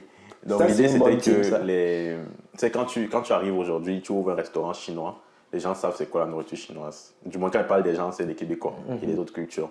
Si tu ouvres un restaurant italien, on sait c'est quoi. Ils s'attendent à quelque chose. Ils s'attendent à quelque chose. Pourquoi? Parce que cette nourriture-là est déjà démocratisée. Il y a eu des restaurants chinois qui ont fait le taf marketing et publicité nécessaire pour que dans le subconscient des gens, on sait déjà c'est quoi. Pour la nourriture africaine, peut-être pas marocaine, ça va, mais pour la nourriture africaine, Afrique de l'Ouest, Afrique centrale, c'est pas encore le cas. C'est pas encore le cas. Les gens ne savent pas forcément c'est quoi les bananes plantains, c'est quoi le poulet DG, c'est quoi le héros, à part les Africains. Il n'y a que les Africains qui savent. Et ça veut dire que les Africains n'ont pas encore fait le travail marketing ou bien les adaptations nécessaires pour aller conquérir les autres cultures. Pourtant, on a une diversité de cuisine qui est quand même assez énorme et on a de la bonne cuisine chez nous.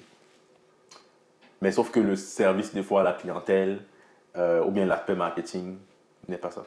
Donc nous, notre idée, c'était justement d'adapter les cuisines africaines, c'est-à-dire c'est la cuisine africaine est aussi très épicée, donc peut-être les autres cultures ne peuvent pas manger ça tous les jours. Donc vraiment réadapter les recettes pour pouvoir s'ouvrir en fait au monde. et faire consommer cette culture-là, en fait, cette cuisine-là, par d'autres cultures. Je dirais que c'est très audacieux de votre part, vraiment audace tout en majuscule, parce que s'attaquer à une thématique comme celle-là, ça relève d'une carrière de toute une vie. C'est pas un projet qui se limite juste au restaurant. Exactement. Quand tu t'engages dans ce genre de projet, c'est en mode tu veux dominer le système de la restauration. Pas nécessairement dominer au sens de faire un monopoly, mais dire écoute, c'est une mission. Et je veux donc savoir quelle est ton approche pour ton. Comment est-ce que tu te dis ok, cette mission-ci vaut la peine de m'engager et je décide de m'engager. Bon, aujourd'hui, c'est sûr que les ventes d'aujourd'hui n'est pas les ventes d'hier. On va dire qu'à l'époque, j'étais un peu plus naïf que ça. Mais aussi, des fois, tu sais, les aventures entrepreneuriales audacieuses, ça part aussi de la naïveté. Je pense qu'en cours de chemin qu'on a réalisé que ça demandait peut-être beaucoup plus que ce qu'on était prêt à offrir. Mais c'était vraiment ça notre vision à l'époque. Maintenant, aujourd'hui, c'est sûr qu'avant de me lancer dans un projet, je calcule beaucoup plus qu'avant. Avant, c'était juste je voulais faire ce qui me plaisait. Et tu te demandes également jamais de croire la portée sur du long terme. Exactement. Exactement. Plus, je me demande beaucoup plus est-ce que j'ai les ressources pour le faire. Parce que ce qu'on réalise souvent moins, c'est que ce qui drague un projet, c'est l'entrepreneur. Au-delà du fait qu'il y a le marché, il y a de l'argent, machin et tout, ce qui drague vraiment le projet, c'est les gens qui sont derrière le projet. Est-ce qu'ils ont les ressources nécessaires, psychologiques, financières, énergiques, là, pour mettre dans le projet, pour le faire avancer. Ça fait vraiment une grosse différence.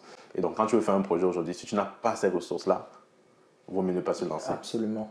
Et je pense qu'à l'époque, c'était cette analyse-là que nous tous, on n'avait pas fait. On avait quelqu'un qui était en doctorat, 2 personnes en doctorat, l'autre qui, enfin, on était déjà 3 en doctorat, et puis l'autre, même sa femme venait d'accoucher. Bref, en termes de réalisme, c'était complètement éclaté là, mais on s'est dit qu'on se lance, on est des warriors. À cette époque-là, pourquoi est-ce que tu décides de rester au Québec, lancer des projets comme ceux-là, au lieu de rentrer en Afrique comme ça a été ton cas récemment? Parce que je pensais que le temps que j'avais mis au Québec n'était pas encore assez. Je me rappelle à l'époque, je m'étais dit, parce que mon idée de rentrer en Afrique, c'est quelque chose qui me trottait à la tête depuis longtemps. Et à cette époque-là, je m'étais dit qu'il me restait 5 ans à faire au Canada. Et j'avais le choix. Est-ce que je fais ces 5 ans-là en faisant des projets et en faisant mon doctorat? Est-ce que je vais plutôt sur le marché de l'emploi? Et je pense que j'avais décidé de faire des projets. Mais je savais déjà que j'allais quitter. Tu allais rentrer d'une certaine façon. Ouais. Ok. Et quand tu t'engages encore pour un doc, tu te dis que ça entre quand même dans le nombre parce de que temps je m'étais donné. 5 ans pour un doc, c'est largement suffisant. Et d'ailleurs, pendant mon doc, je faisais beaucoup d'allers-retours. Oh ouais? Ouais, je faisais beaucoup d'allers-retours. Et toutes ces ressources-là, tu puisais ça dans tes ressources du doc, dans tes fonds du doc? Oui, quand même. Ah, oui, tu parlais également de l'autre bourse que tu as eu. Exactement. Je pense que ça a beaucoup. Oui, il m'a quand même beaucoup aidé. Et est-ce que c'est...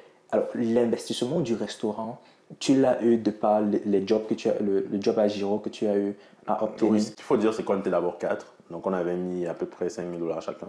Juste 5 000 $? Qui n'est pas une grosse somme. Attends, on n'a pas fini. Ok. On avait mis à peu près 5 000 $ dans nos poches. On avait fait aussi une levée de fonds auprès des amis. Des amis, hein, juste? Oui, auprès des amis, des connaissances et tout ça. On avait pitché le projet. Localement ici? Comme on était fou pour prendre notre projet, on a réussi à avoir de l'argent à fédérer. Je pense qu'on avait eu 8 000 $ de plus. Et le reste, c'était vraiment du crédit bancaire. Alors, oui, justement, c'est un bon leverage à ce niveau. Un bon leverage. Mais faire attention aussi parce qu'on a fait, on a dû rembourser le crédit après de nos poches. Et ça nous a pris 2-3 ans. Pour rembourser cela.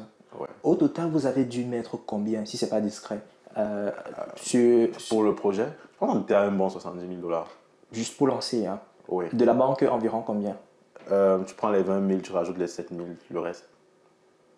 Est-ce qu'ils avaient un minimum qu'ils demandaient comme un down payment pour le crédit?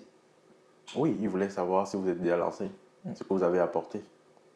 Est-ce que, alors je pense que tu dois être au courant. Après la Covid, justement, les restaurants sont les Oui, parce que justement, nous, on avait fermé juste avant la Covid. Avant la Covid? Oui, c'était déjà quand même assez difficile.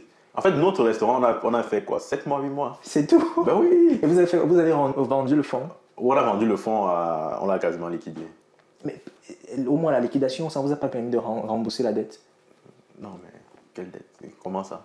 Un truc que tu achètes à 35 000 $, et puis tu le vends à 14 000. Oh goodness. Ouais. Ah ouais, le reste, vous avez dû sortir de votre poche. Et également, même pour les amis. Oui, bon, il y a certains, on était justement venu voir certains amis pour leur dire comme, vous voyez, ça a foiré et tout. On peut vous rembourser parce que là, il faut aussi dire que la gestion des investisseurs qu'on avait eu à l'époque n'était pas très bonne. Pourquoi? Parce qu'on a tellement été absorbé par le truc, c'était vraiment catastrophique. Et on n'a pas eu le temps de vraiment comme relater aux investisseurs ce qu'on vivait. Donc, c'était normal qu'à un moment, il y ait certaines personnes qui se soient peut-être senties arnaquées. Pour vous dire, OK, j'ai mis mon âme dans un projet, 7 mois où il m'a dit que le projet est fermé, il n'y a rien entendu, c'est comment. Donc, on a eu cette approche de dire que ben, on peut vous rembourser. Ben, il y a certains qui ont accepté le remboursement, il y a d'autres qui ont dit non, mais j'ai donné de l'argent, c'est correct, vous avez fait le projet, n'a pas marché. Et puis ceux qui ont demandé à être remboursés, on avait remboursé, en plus de rembourser la banque. On a fait des paiements échelonnés, comme j'ai dit, sur 2 ans. Et puis on a réussi à couvrir la dette. Mais quels étaient vraiment les points difficiles, challengeants du projet Je pense qu'il y avait 2 points majeurs. Le premier point, c'est que, comme je l'ai expliqué, je pense que c'est un projet qui était très ambitieux, qui demandait beaucoup de ressources marketing. Parce qu'on avait commencé à avoir une certaine clientèle qui aimait les plats qu'on faisait, clientèle québécoise, mais elle n'était juste pas assez pour couvrir nos charges. Donc il fallait qu'on fasse beaucoup plus de travail marketing pour aller les chercher. Et ça demandait de l'énergie et de l'argent. Sauf qu'à l'époque, on n'avait ni de l'argent, ni l'énergie. Parce que vous aviez déjà tout donné pour lancer. On avait tout donné pour lancer. L'autre en doctorat, il fallait pas. J'ai même un là, on était tellement fou qu'il y avait un qui avait voulu arrêter son doctorat. Ah ouais, juste pour cela. Oui. Il avait foi en ce que ça allait marcher. Je pense qu'il était juste naïf. On va dire ça comme ça. Mais est-ce que les chefs, par exemple, vous avez dû embaucher les chefs? Non. C'est vous-même qui étiez les cuisiniers? Oui, on cuisinait, on servait. Est-ce qu'on avait l'argent pour embaucher les chefs? Vous 3? On était 4, on cuisinait. Vous cuisiniez? On était même 3 parce qu'on était 4 au début du projet. Et ça, c'est quelque chose qui est drôle. Là, je fais un clin d'œil à ma pote là qui va peut-être rire. On était 4 au début du projet. Et on avait une fille en fait. C'était une dame qui devait être la tête du projet. Parce que c'est elle qui devait vraiment être dans les opérationnels. Et c'est elle qui avait l'expérience en restauration. Sauf qu'une semaine avant l'ouverture, devine quoi? Elle est tombée enceinte. Ah ouais? Ouais. Mais même quand elle est enceinte, elle doit continuer à... Non, mais elle nous annonce qu'elle est enceinte. Ok, elle annonce qu'elle est enceinte. Oui. Ok. Et donc, du coup, ça fait que... Je sais pas si c'était une semaine avant ou quelques mois avant. En tout cas, bref. Le fait qu'elle était enceinte fait qu'elle ne pouvait plus être dans les opérations. Et donc, du coup, on avait 3 gars qui devaient venir se démerder. Il y avait les casseroles pour cuisiner, servir. Maintenant, par rapport à la cuisine... Mais un chef cuisinier qui se veut, du moins, gérer un resto, il doit avoir des compétences, de l'expérience. Ça dépend de quel type de resto. Oui, c'est vrai. Après, ça dépend de l'approche, parce que nous, on avait une approche de standardisation. Tu vois, ce n'était pas restaurant à la carte, c'était une approche de standardisation. Pendant la préparation de l'ouverture, on avait standardisé nos recettes qu'on avait fait valider par un chef. Ok. Donc, et maintenant, c'est quoi que tu entends par standardisation? Standardiser, c'est que la recette bien définie, les ingrédients, les quantités, tout. Right. Et maintenant, nous, on devait juste répliquer ça, en fait. C'est ça. Et pour la réplication, c'était bon, des fois, on répliquait bien, des fois, moins bien. Dépendamment de qui était à la cuisine. Et également, le service. Parce que servir également, c'est autre chose. Oui, et puis on servait nous-mêmes. Waouh. Et progressivement, ça a drainé des fonds comme ça. Et puis, à un moment, vous êtes rendu juste compte. Oui, à un moment, on a juste dû arrêter, on va dire couper court, quoi. Couper court parce qu'on perdait de l'argent. Je sais même pas si peut-être on a fait juste un mois, on était comme à zéro, on n'avait rien perdu. Mais en général, on perdait de l'argent chaque mois. Parce que déjà, on faisait certaines erreurs, il y avait des trucs qui se périmaient. Parce que tu sais, gérer un resto, quand tu n'as pas d'expérience, ça prend quand même un certain temps pour t'adapter. Sauf que pour ce temps-là, il faut payer le loyer, l'électricité, etc. S'il y a également les taxes. C'était l'activité qui est beaucoup taxée aussi. Donc, ouais, il y a beaucoup de taxes. Et maintenant, au dernier moment, ce qui s'était passé, je pense que c'est ça qui nous a fait vraiment dire qu'on va fermer, c'est qu'à un moment, on ne tenait tellement plus qu'on a voulu reconquérir le public camerounais. Parce que je disais qu'on avait 2 problématiques. La première problématique, c'était ce problème de marketing qu'il fallait faire. La deuxième problématique, c'est que les Camerounais n'aimaient pas notre concept. Ah ouais, les Camerounais en eux-mêmes. Oui. Et pourquoi? Qu'est-ce qui justifie cela? Ils disaient que nos résolutions n'étaient pas bonnes. Je veux dire, c'est ça. Il disait que non, la notion de que c'est la notion des Québécois. Ce qui est vrai, c'était la notion des Québécois. Parce que vous avez dû ajuster quoi? Parce qu'on a ajusté, par exemple, je te prends le poulet DG qu'on faisait, on mettait beaucoup de légumes. C'est que les Blancs aiment les légumes. On mettait beaucoup de légumes, carottes, haricots verts, machin et tout. Là où les Camerounais, ils veulent la sauce avec la viande.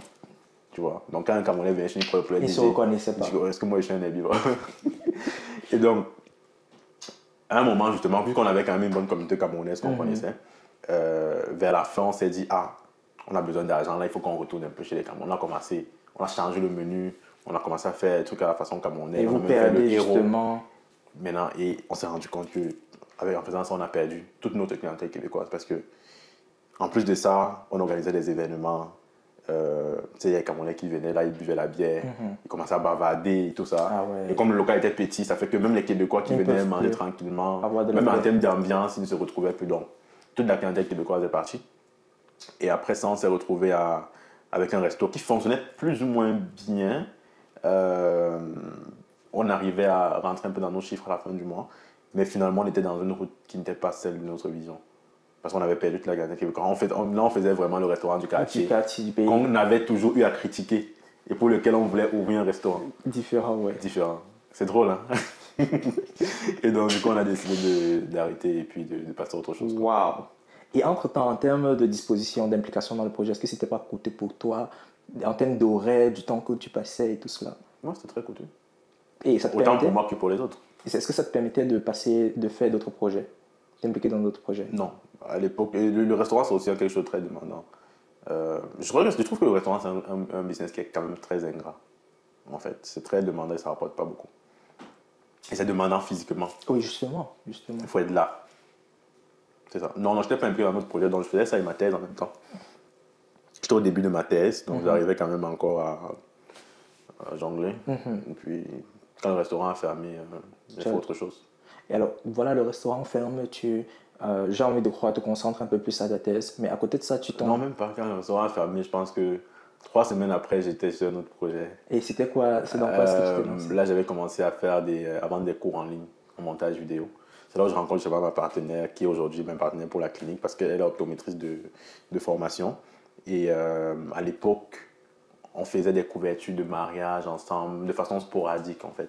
Donc quand le restaurant, même pendant que j'étais en train de faire le restaurant, elle m'avait déjà fait des signes pour qu'on fasse quelque chose ensemble dans ce secteur-là, mais je n'avais juste pas la possibilité. Donc quand le restaurant ferme, ben, on se lance justement ensemble pour faire des cours en montage vidéo, puisqu'on s'y connaissait. Donner des cours? Des cours en ligne. En ligne, en ok. montage vidéo. Est-ce que c'était en mode formation? Oui, c'était une formation. Non, c'était pas live. C'était une formation qu'on avait filmée. Et vous vendiez sur quelle plateforme? On avait notre propre site en fait. Vous vendiez cela? Qu'on avait développé avec. Vous avez des solutions qui existent là. Oui. Et qui permettaient de prendre des paiements. La personne s'inscrit, suit les cours, pose des questions et puis on répond. Et là, la cible là, c'était quoi? Les Occidentaux?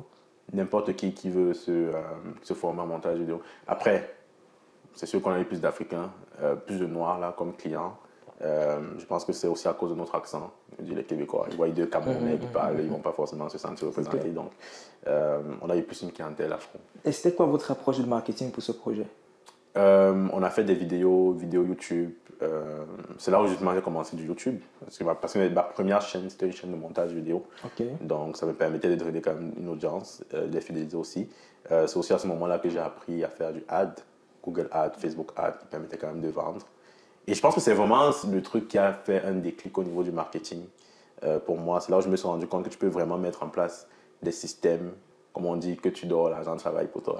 Oui, où tu dors. Je me rappelle, il y a un soir, j'étais allé me coucher. Je me suis réveillé. On vendait le coup à peu près à $150. Je me suis réveillé, on avait fait $1000 de vente. J'étais tellement content. Hein, que j'ai réussi à... Pas parce que $1000 c'était vraiment énorme, mais parce que je vois que les gens ont cliqué sur un bouton, allaient acheter un truc. Pendant que je dormais, là, je me suis dit, ah, là, il y a quelque chose. Il y a une satisfaction particulière. Exactement. Ouais. Et donc là, vois-tu, il y a quelque chose qui me dépasse depuis, c'est que tu as une audace tellement prononcée de non seulement t'engager dans des projets, dans des activités dont tu n'as pas nécessairement prior expérience, mais également de commercialiser cela. Plus ou moins ta grosse première expérience entrepreneuriale, c'est le restaurant, mais te voilà au Cameroun en train de former les jeunes sur le business entrepreneurial.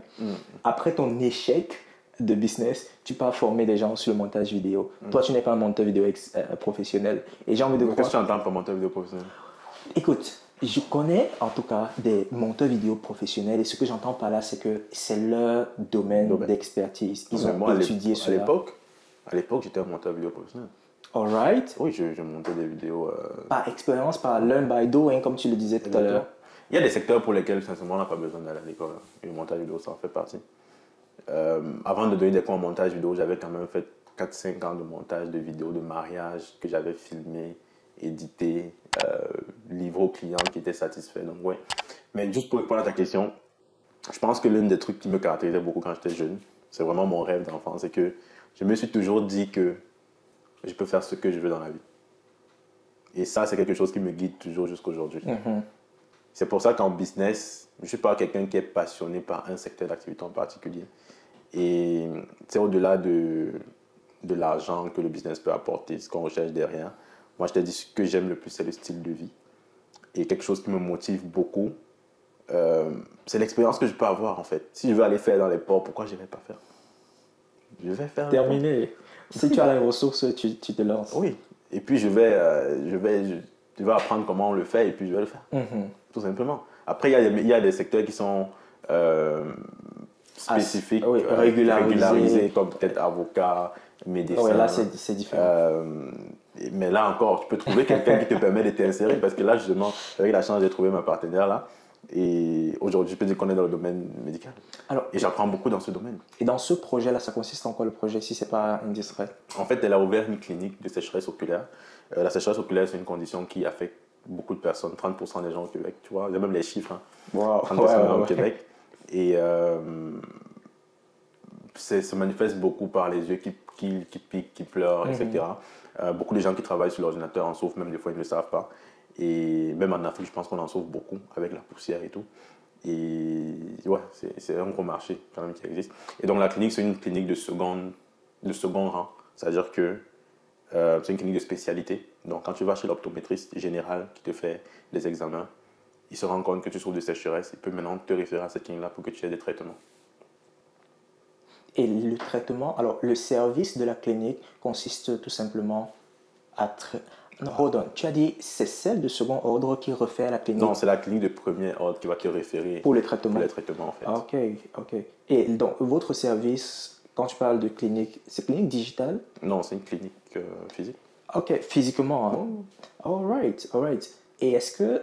Alors ça, c'est sûr que c'est ton partenaire qui aurait une idée du marché, par exemple, de dire quelles sont les motivations pour elle de lancer un projet comme celui-là. Effectivement, c'est plus elle qui peut répondre à cette question, mais je pense que en optométrie, il y a deux approches qui se fightent un peu en ce moment. Il y a une approche qui est vraiment basée sur le traitement avec les lunettes, sur lesquelles les cliniques en fait les cliniques d'optométrie qui sont leaders du marché ont vraiment fait leur base et ont fait leur argent sur la vente de lunettes. Donc, ils te reçoivent, ils te vendent des lunettes et puis tu portes des lunettes toute ta vie. Et aujourd'hui, il y a une approche qui est vraiment plus basée sur le fait d'aller faire des soins pour vraiment traiter le problème que tu as. Et elle, justement, elle s'est concentrée sur ce problème de sécheresse oculaire. Là où avant, on allait beaucoup prescrire des gouttes pour les yeux, donc pour hydrater les yeux. Aujourd'hui, il y a vraiment des traitements qui sont assez novateurs, qui permettent vraiment de soulager la traitement oculaire sur du plus long terme. Intéressant. Donc, c'est quelque chose qui est en train d'arriver au Québec, là, et je pense que la clinique qu'elle a ouvert est vraiment précurseur dans ce type de traitement-là. Et est-ce que tu penses que c'est la complicité que tu as eue avec elle dans le projet de montage de vidéo, qui te permet de continuer avec elle dans ce projet clinique? Complicité, je dirais la relation d'affaires, la confiance aussi. Mais pour toi, tu m'as dit que tu étais actionnaire dans ce projet-là. Pour toi, pour être actionnaire dans un business, qu'est-ce que tu regardes? Je regarde beaucoup la personne qui fait le business. Je peux jeter un coup d'œil sur la... C'est pas naïf non plus, donc je vais jeter un coup d'œil sur le marché. Est-ce qu'il y a des perspectives? Juste pour te corriger, je ne suis pas actionnaire. Okay. Parce que si quelqu'un regarde cette vidéo, il va me dire que je ne peux pas être actionnaire d'une clinique d'optométrie quand tu n'es pas optométriste. Mais il y a des façons. Ah bon? Oui, par la loi, je suis obligé de dire, parce que normalement, avec la loi, tu ne peux pas être actionnaire d'une clinique d'optométrie quand tu es optométriste. Mais... voilà, il y a des façons de gérer ça. Ok, je ne savais pas cela. Et est-ce que ça s'applique dans tout le secteur médical? Je ne sais pas. J'ai juste regardé pour l'optométrie parce que c'est le secteur dans lequel on travaille. Mais je pense que oui, en fait. Et alors, ce projet-là, est-ce que c'est après le doc que tu t'impliques à cela ou bien pendant le doc? Non, après. La clinique a lancé en mars 2024. Ok, Donc récemment. vers la fin. Oh, yeah. Ouais. Et donc, de ce moment jusqu'à la fin du doc, est-ce que tu t'es impliqué dans d'autres projets encore? Oui. De business, quoi d'autre? Oh, beaucoup. Il y a des business pour lesquels je peux parler, je veux bien parler, mais d'autres, je n'ai pas envie de parler de ça. Mais oui, je suis impliqué dans. Comme Claude Noubissi disait, il a 800 idées par seconde, il est impliqué dans 80 business où il intervient tous les jours. Tous les jours, il répond à des messages WhatsApp et tout ça. Non, moi, c'est pas forcément le cas, mais j'ai quand même, disons que j'ai quand même un emploi très chargé, on va dire. Je pense que mon profil d'entrepreneur, c'est plus entrepreneur-investisseur. En fait, j'ai un profil quand même assez diversifié. Parce qu'il y a des gens qui sont vraiment focusés sur un business, ils vont vraiment tout donner sur ce business-là. C'est une bonne chose, mais il y a des gens qui sont aussi un peu plus diversifiés, qui vont prendre des actions, intervenir ici, qui ne sont pas forcément à l'aise. Je pense que si j'étais uniquement dans un business, je serais très vite. Ta passion. Ouais, je perdrais très vite ma passion. Et le fait d'être. C'est pour ça que tu vois, en parlant avec moi, je peux te parler autant de la recherche en aéronautique, du médical, du marketing digital, ou bien de vendre des tomates à Mokolo. Comme je suis complètement à l'aise, et c'est vraiment ça qui me nourrit, en fait. Et quelle est la vision finalement dans tes projets de business? Est-ce que c'est... Ok, je vais prendre l'analogie de Elon Musk qui serait par exemple de conquérir la Lune, de répondre à des questions existentielles. C'est ça qui drive sa vie même finalement. Pour toi, qu'est-ce qui motive vraiment de façon intrinsèque toutes ces activités, cette énergie que tu dégages au travers de différents projets? Je pense que je veux juste apporter de la valeur aux gens. C'est vraiment ça. Je veux juste apporter de la valeur aux gens, que ce soit à travers des gens que je sers directement ou à travers mes partenaires qui servent les gens. Par exemple, pour la clinique dont je parle, je n'ai pas forcément de lien particulier avec les patients que ma partenaire traite. Je n'ai pas forcément l'empathie qu'elle a quand elle traite ces patients-là. Je ne ressens pas ça, pour être sincère. Mais je suis content quand je contribue à ce qu'elle puisse réaliser ce qu'elle réalise. Intéressant. Tout voilà qui termine donc, du moins avec ces projets-là en même temps, ton doc, tu décides de rentrer au pays. Ça ressemblait à quoi quand tu dis, ok, je vais rentrer au pays? Est-ce que tu n'as pas peur de chuter, comme on dit souvent, entre guillemets? Je quitte de l'Occident, je fais mes valises, pardon, et je retourne au pays. Un sentiment d'anxiété, de remise en question. Comment est-ce que tu traverses tout cela? C'est une très belle question parce que, comme j'ai dit, retourner au pays, c'est quelque chose auquel j'ai toujours pensé. Mais entre penser et le faire, c'est deux choses différentes. C'est deux choses différentes. Maintenant, je pense que dans la vie, des fois, il faut prendre les décisions et les assumer. Comme j'ai dit, pour moi, être entrepreneur, c'est être à l'aise avec le risque. Donc, c'est une décision qui me fait prendre quand même beaucoup de risques. Parce que justement, avec mon doctorat, j'aurais pu avoir un très bon salaire. Yeah. Et puis vivre très bien ici, même financièrement, je m'en serais très bien sorti, du moins sur le court terme. Mais après, quand tu as une vision et tu veux dédier ta vie à quelque chose ou à la contribution, mettons, d'un pays ou d'un continent, des fois, tu dois prendre le risque de faire avec. Après, je pense aussi que j'ai assez de bagages intellectuels pour, à n'importe quel moment, rebondir sur mes acquis, sur ce que je sais faire. Je prends un exemple, dans 5 ans, ce que je fais au pays, ça ne marche pas, je vais revenir au Canada. Je peux revenir. Même si, finalement, je ne serais pas au même niveau que j'aurais été si j'étais resté. Je suis complètement à l'aise avec. Je pense que la vie, ce n'est pas une course frénétique de recherche de bien ou de succès. C'est plus une question de vivre des expériences que tu veux vivre, quitte en réduisant le risque que tu prends en vivant cette expérience-là. Et c'est totalement ce que je fais aujourd'hui. Intéressant. Alors, à quoi ressemble ton arrivée au pays? Je suis arrivé, j'ai pris Air France, j'ai atterri à Zimalen. Absolument. Et côté social, quand tu rentres, comment est-ce que les gens te reçoivent? De dire, frère, tu reviens nous retrouver dans cet univers-ci-là. Ou alors ils étaient plus accueillants de dire, ok, on va t'accompagner dans ce projet. Et by the way, quand tu quittes le Canada, tu as clairement l'idée que tu veux lancer un supermarché au pays. Ok. J'avais déjà commencé même à travailler dessus. Ok. Depuis le Canada. Pourquoi le supermarché? Disons que c'est un projet familial que j'ai repris. Ok. C'était déjà... Il y avait déjà un premier espace qui fonctionnait depuis, et puis moi je suis venu avec l'implémentation d'un second espace. Quand tu es encore au Canada, c'est clair que tu veux rentrer, continuer le business familial. Et justement, quand je disais tout à l'heure que comment est-ce que les gens te reçoivent, parce que, la façon avec laquelle la famille, l'environnement te reçoit, ça compte beaucoup. Exactement, c'est complètement différent. Après, c'est particulier parce que dans mon cas, je pense que mes parents ont beaucoup contribué à ce que je rentre au Cameroun, mais de façon très hésitante. Entre ce qu'ils veulent et l'applicabilité de ça, il y a une grosse distance. Je vais prendre un exemple très simple. Tes parents peuvent te dire rentre, mais quand tu rentres, on ils te disent que tu repars quand. Ouais. Mais ils ne réalisent pas que c'est eux qui t'ont demandé. Comment ça, je repars quand? Je n'ai plus rien à faire là-bas, je suis là. Non, ma mère me dit, ah, tu rentres quand? Je dis, mais je rentre, je pars où? Je suis ici. Tu vois? Donc, à un moment, même si, disons, l'impulsion a été faite de l'extérieur, à un moment, je dois vraiment t'asseoir et accepter, dire que c'est vraiment ce que je fais. Je ne le fais pas pour quelqu'un, je le fais vraiment pour moi. Et voilà.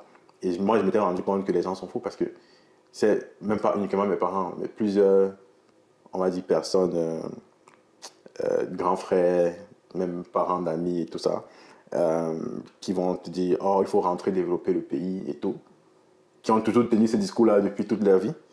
Mais le jour où ils te voient au pays, ils te voient encore 2 mois plus tard, ils te voient 3, ils te voient, tu te dis « Mais tu n'es pas encore rentré ?» Tu dis que non, ben, je suis... Tu veux développer le pays comme vous vouliez. Le gars te regarde, il dit que mais ça. Il est fou ce gars. Et là, j'ai réalisé que mais attends un peu. Donc c'est ça la mentalité, dans tout ce qu'ils te disent avant là, c'est seulement pour parler. Non, c'est complexe en fait. Mais je pense que ça peut être justifié dans la mesure où, quand tu n'as pas nécessairement été de l'autre côté, tu n'as pas la même préhension que celui qui y a été. Celui qui a été comme toi, par exemple, tu peux rentrer au pays et ne pas envier quelque chose ici au Canada, par exemple. Tu as vu, tu as connu et tu te dis, quoique le niveau de vie est correct, mais je suis mieux chez moi. Exactement. Lui n'a pas cette idée-là et c'est clair que... Mais il y en a même encore qui ont cette idée, mais qui préfèrent ce confort-là. Et ça rentre également dans la mentalité de l'entrepreneur qui n'est pas nécessairement quelqu'un qui va apprécier le confort. Tout le monde apprécie le confort, mais ça demande d'être déraisonnable que de quitter le confort et d'aller te lancer dans l'inconfort. C'est ça, moi particulièrement le confort, bon c'est bien quand il est là, s'il n'est pas là, tant que j'ai mon minimum sincèrement ça va. Et je pense justement cette aptitude de pouvoir naviguer, vivre comme ça permet de pouvoir prendre certains risques en fait. Quand tu décides, quand tu arrives donc au pays, ça te prend combien de temps pour t'investir activement à 100% sur le projet du supermarché? Directement. Ah, ok. Comme je dis, c'est quelque chose que j'ai préparé, donc je venais... Tu n'as pas de background, ça se passe comment? Le recrutement, la livraison, la marchandise. Okay, je présume que tu as plus ou moins bénéficié de l'expérience du Exactement, c'est ça. Je suis arrivé avec une équipe qui fonctionnait déjà, premier modèle. Même fournisseur, tu as gardé les mêmes relations? Oui, gardé les mêmes relations, effectivement. Et apporté ta touche personnelle? Et apporté ma touche personnelle, maintenant on commence à développer, à avoir d'autres fournisseurs, etc. Donc oui, ça c'était un gros avantage, d'avoir une équipe qui avait déjà quand même tourné, même si c'était sur un modèle un peu plus réduit, et partir de cette équipe-là pour essayer de bâtir quelque chose de plus grand, quoi. Et en quoi est-ce que ce que tu gères actuellement comme supermarché est différent du modèle précédent?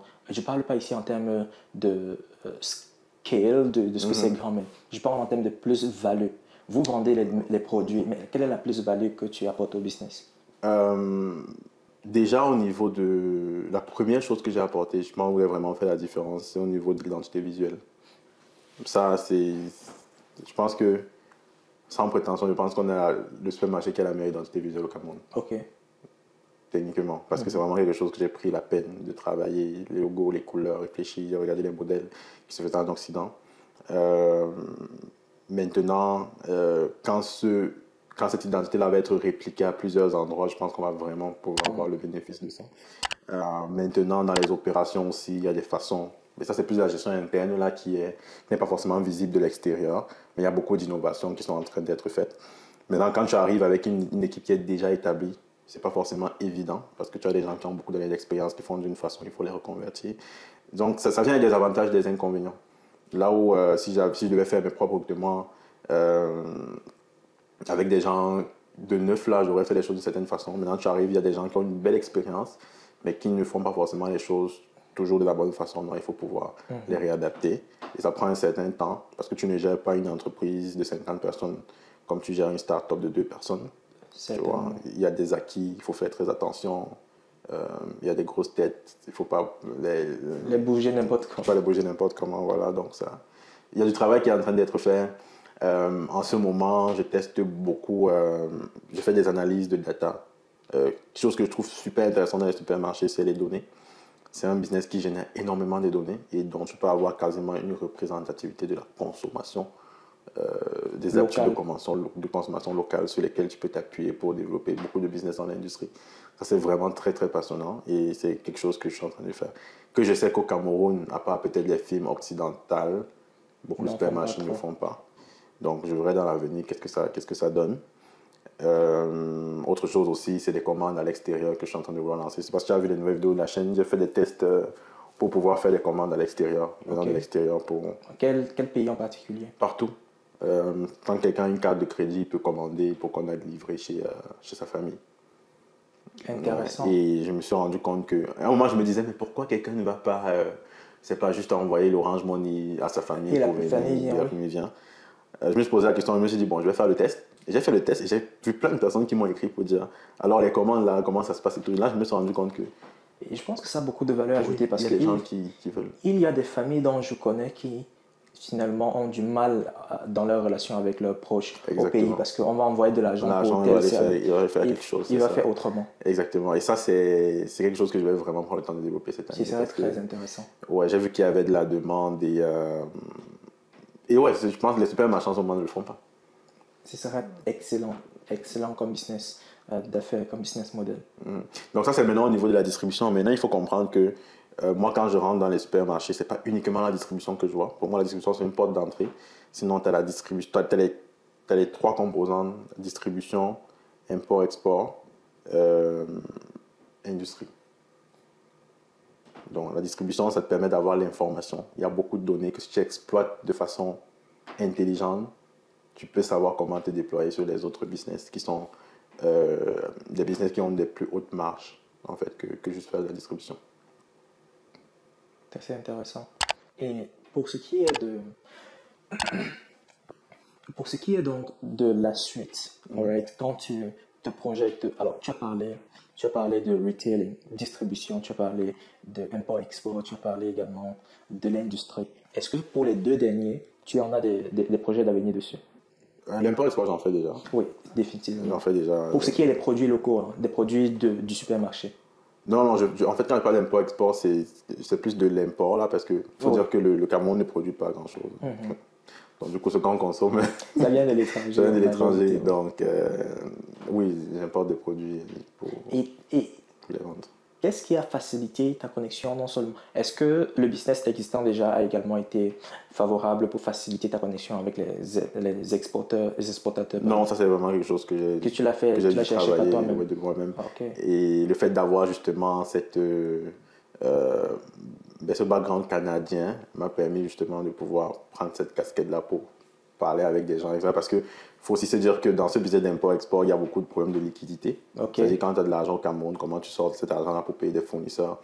Beaucoup de fournisseurs étrangers, quand ils savent que l'argent vient du Cameroun, ils peuvent être un peu frileux. Pourtant, avec une casquette canadienne, je suis financé par une banque canadienne pour ça aussi. Donc, l'argent vient du Canada, même si après je vais au Cameroun, j'essaie de trouver des façons de faire remonter. Mais disons que ça me permet quand même bref, d'être beaucoup plus fiable à ce niveau-là. Écoute, il y a beaucoup de choses dont j'ai l'impression que ceci n'est que la tête d'un iceberg dont j'ai tellement envie de creuser. Tu viens de parler de ce que tu as financé par une banque canadienne. De mes petites recherches, c'est difficile d'avoir le financement du Canada pour des investissements locaux. Comme j'ai dit, ça dépend de l'histoire que tu leur racontes. Je t'ai dit, ça dépend de l'histoire. Ok. Imagine-toi, tu es un banquier canadien. Yes. Quelqu'un vient te voir et te dit, moi, je vais favoriser les relations d'échange entre le Cameroun et le Canada. Je veux que tu me finances. Déjà, ça, c'est un terme clé technique. Voilà. Je veux que tu me finances pour pouvoir vendre la culture québécoise au Cameroun en exportant les produits québécois. Au Cameroun, j'ai déjà des espaces de vente. Je lui envoie les J'ai photos. ce qu'il faut, j'ai le réseau. J'ai le réseau. Donc, tout ce que j'ai besoin, c'est que tu finances des produits que je vais acheter ici pour vendre au Cameroun. C'est clair. Et d'ailleurs, ça me pousse à creuser sur ton intérêt par rapport au poste gouvernemental dont tu parlais. Oui. Et je présume que c'était un leverage que tu voulais également utiliser. Exactement. Et est-ce que la vision ici, c'est d'affecter, de toucher la sous-région? Oui, ça m'aurait permis de le faire, mais c'est vrai que pour ce poste, j'avais quand même beaucoup hésité parce que ça demandait quand même être en permanence au Sénégal pendant 1 an. Et ça ferait que ça m'aurait coupé en fait dans ma lancée avec le supermarché. Donc j'avais postulé, j'étais là dans l'entrevue, mais même quand je suis allé dans l'entrevue, je n'étais pas très convaincu parce que je me disais, ah, si je laisse, c'est une bonne chose, mais je peux perdre aussi mon leverage. Enfin, la lancée sur laquelle j'étais déjà.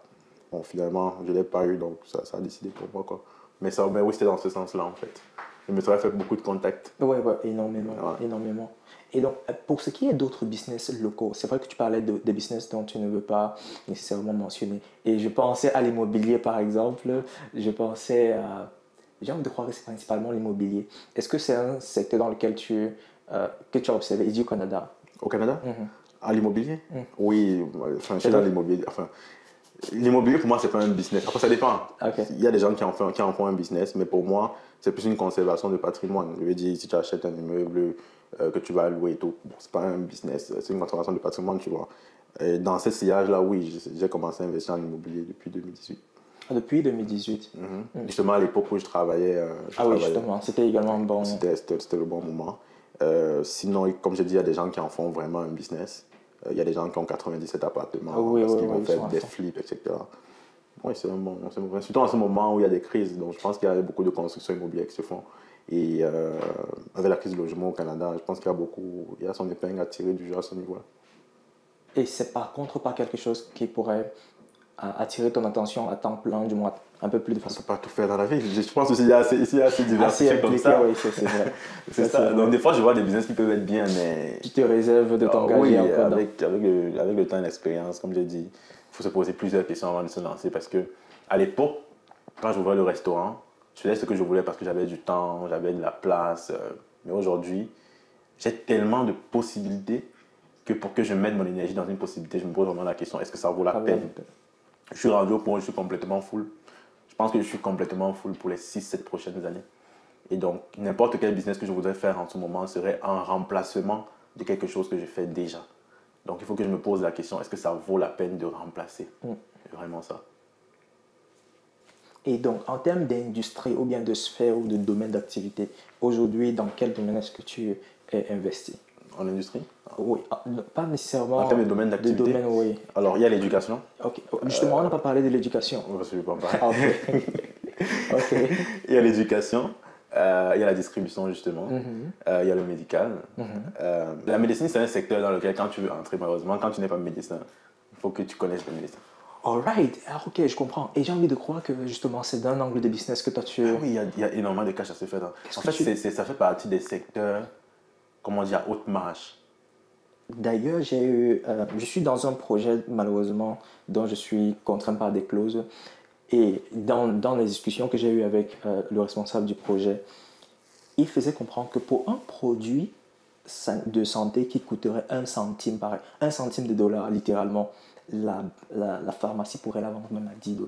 Oui. La marge est juste Oui, dans le médical, c'est fou. Mais qu'est-ce que toi tu as vu là-dedans qui te dit waouh? Parce que peut-être, moi je parle juste de par ce petit témoignage. Non, mais sans vouloir rentrer dans les chiffres, j'ai été impliqué dans le projet de la clinique avec mon ami qui est optométrique. Je veux dire, c'est du paramédical, c'est même pas du médical là, c'est du paramédical. Parce qu'il y a optométriste, ophtalmologue, opticien. Ok. Voilà.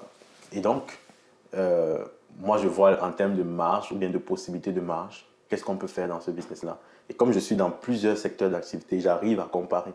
Je sais que voilà, l'éducation, bon, ça va, tu peux te faire des bonnes marges, c'est correct. Distribution, tu fais du volume, mais en fait des marges, pas tellement. Mais par contre, ça te donne des données pour pouvoir éventuellement faire des marges en industrie ou en import-export. Dans la santé, là, c'est fou. Est-ce que tu mettrais ça en top Par rapport en termes de retour sur investissement, là, ça... Oui, Ah ouais. oui. Mais c'est un système qui est bloqué. Donc, Ouais. si tu n'as pas fait médecine quand tu étais jeune, c'est fini. Malheureusement. Ou alors peut-être tu vas faire du biomédical ou qui te permet aussi Même d'être dans encore, la santé. c'est plus ou moins limité. Est-ce que, en tout cas, de l'observation que j'ai fait au Québec, ces gars ont vraiment rendu ce secteur encore plus fermé qu'ailleurs. Ouais, c'est plus fermé. Et dans tous les pays, j'ai vraiment au Cameroun, c'est fermé. Par exemple, pour avoir une pharmacie, il faut être pharmacien. Tu ne peux pas investir. Oh, moi, j'ai voulu investir dans la pharmacie, mais je ne connais pas de pharmacie. Achète des médicaments, tu vends. Tu fais les marges dessus. Donc, en tout cas, c'est un domaine à regarder. Parce que moi, j'ai ma sœur qui est dans le médical. C'est très bien. On va faire des choses. Ok. Et je présume qu'elle est dans ses études, elle termine déjà. Elle est déjà médecin. Là, elle fait une spécialisation en gynécologie. Et ok, je présume que tu attends la fin de sa spécialisation pour l'impliquer dans ses... Non, mais c'est sa vie, non? Elle va le faire. En fait, elle est aussi très brillante, hein, même en business. Donc, je ne doute pas qu'elle va en faire des merveilles. Quoi. Intéressant. Mais ta soeur, c'est pas ta femme non plus. C'est ça, c'est aussi ça, justement. Écoute, Yvan, il y a beaucoup de points dont on pourrait encore creuser dessus, que ce soit toujours sur l'aspect, je te parlais tout à l'heure d'industrie, si tu avais des plans sur l'aspect industriel, produit de l'agroalimentaire, ce qui nous rapprocherait encore même, du moins lancerait dans la conversation de l'agro. Oui, de l'agro même, comment ça se dit? Agro-business? J'ai envie de dire, tu vois, les gens qui vont cultiver littéralement les hectares. Ouais. Oui, la culture, les termes m'échappent, mais voilà. L'agriculture, tu L'agriculture, merci. Ce qui parlerait d'agriculture, si tu as des ambitions dans ce sens, parce que ce serait facile d'être dans un business qui touche d'autres business, l'aspect industriel de l'agriculture également, si tu as des plans dans cette sphère-là. On a un peu parlé d'import-export, même si export, ce n'est pas encore le cas. On pourrait également parler, quoique tu n'as pas voulu divulguer assez des autres business au Canada qui m'intéressent, de ton business d'agence de communication. On pourrait également parler de la chaîne YouTube, qui d'ailleurs pique ma curiosité. Pourquoi un gars qui est autant occupé trouverait du temps à faire des vidéos? Est-ce qu'il y a une motivation particulière derrière? Non, pas particulièrement. Ben, c'est pour ça que je ne publie pas énormément. Si tu vois, tu vas à ton rythme. Je n'ai pas vraiment à mon rythme parce que c'est pas ma source de revenus. Ça ne me rapporte même pas de l'argent, cette histoire. Justement. Mais j'ai toujours fait des vidéos. En fait, j'ai un background de quelqu'un, d'un monteur vidéo. Donc, je me suis lancé sur YouTube, ça fait longtemps. Et puis, ça me permet de partager ton expérience mon avec expérience d'autres. Justement, j'ai envie de croire c'est sous cet angle de motivation. Ouais, ça permet de partager mon expérience avec d'autres personnes. Ça me permet aussi d'avoir beaucoup de contacts. Comment on s'est rencontrés à travers du contenu que j'ai fait en ligne. J'ai aussi rencontré beaucoup de personnes à travers ce type de contenu-là. Mais c'est vraiment pour partager. Parce que je trouve justement que dans la sphère francophone noire, on a du contenu pas très utile. Voilà, pas très utile. Et même dans la sphère business, des fois le contenu peut être problématique. On va dire, il y a beaucoup de vendeurs de rêves. Énormément. Il y a beaucoup de vendeurs de rêves. Donc, j'essaye de faire du contenu un peu plus pragmatique, dire des choses comme elles sont. Et comme tu vois bien sur ma chaîne, je n'ai pas d'intérêt de vente particulier. Des fois, je vais faire des pubs du supermarché, machin et tout, mais écoute, qu'ils achètent ou qu'ils n'achètent pas, sincèrement, ce n'est pas mon premier marché. Donc, j'essaye vraiment d'être authentique en fait dans ce que je fais, dans ce que je dis, parce que je ne veux pas vendre quelque chose à la fin. Et voilà. Donc, du coup, je fais ça à mon rythme en fait. Je ne suis pas quelqu'un qui aime surfer sur des vagues ou bien qui va faire comme des trucs tous les jours. Si j'ai un truc à dire, je vais le dire. Si j'ai une thématique qui me tient à cœur, je vais en parler. Si j'en ai pas, écoute, moi, je n'en parle pas, c'est tout. Terminé. Oh, intéressant. Vois-tu, il y a beaucoup de points comme cela, mais l'esprit, même si tu es déjà de partager ton expérience, ton parcours, comment on a exploré ton parcours, et vivement que l'on ait des conversations à l'avenir, beaucoup plus business cette fois-ci. Et dis, quelles sont actuellement les projections? Peu importe le domaine d'activité, quelles sont actuellement des projections pour les prochaines années que tu envisages? Comme je t'ai dit, pour les prochaines années, je pense que pour les 6 prochaines années, j'ai déjà des projets sur lesquels je vais travailler. Je ne pense pas que je vais en faire de nouveau.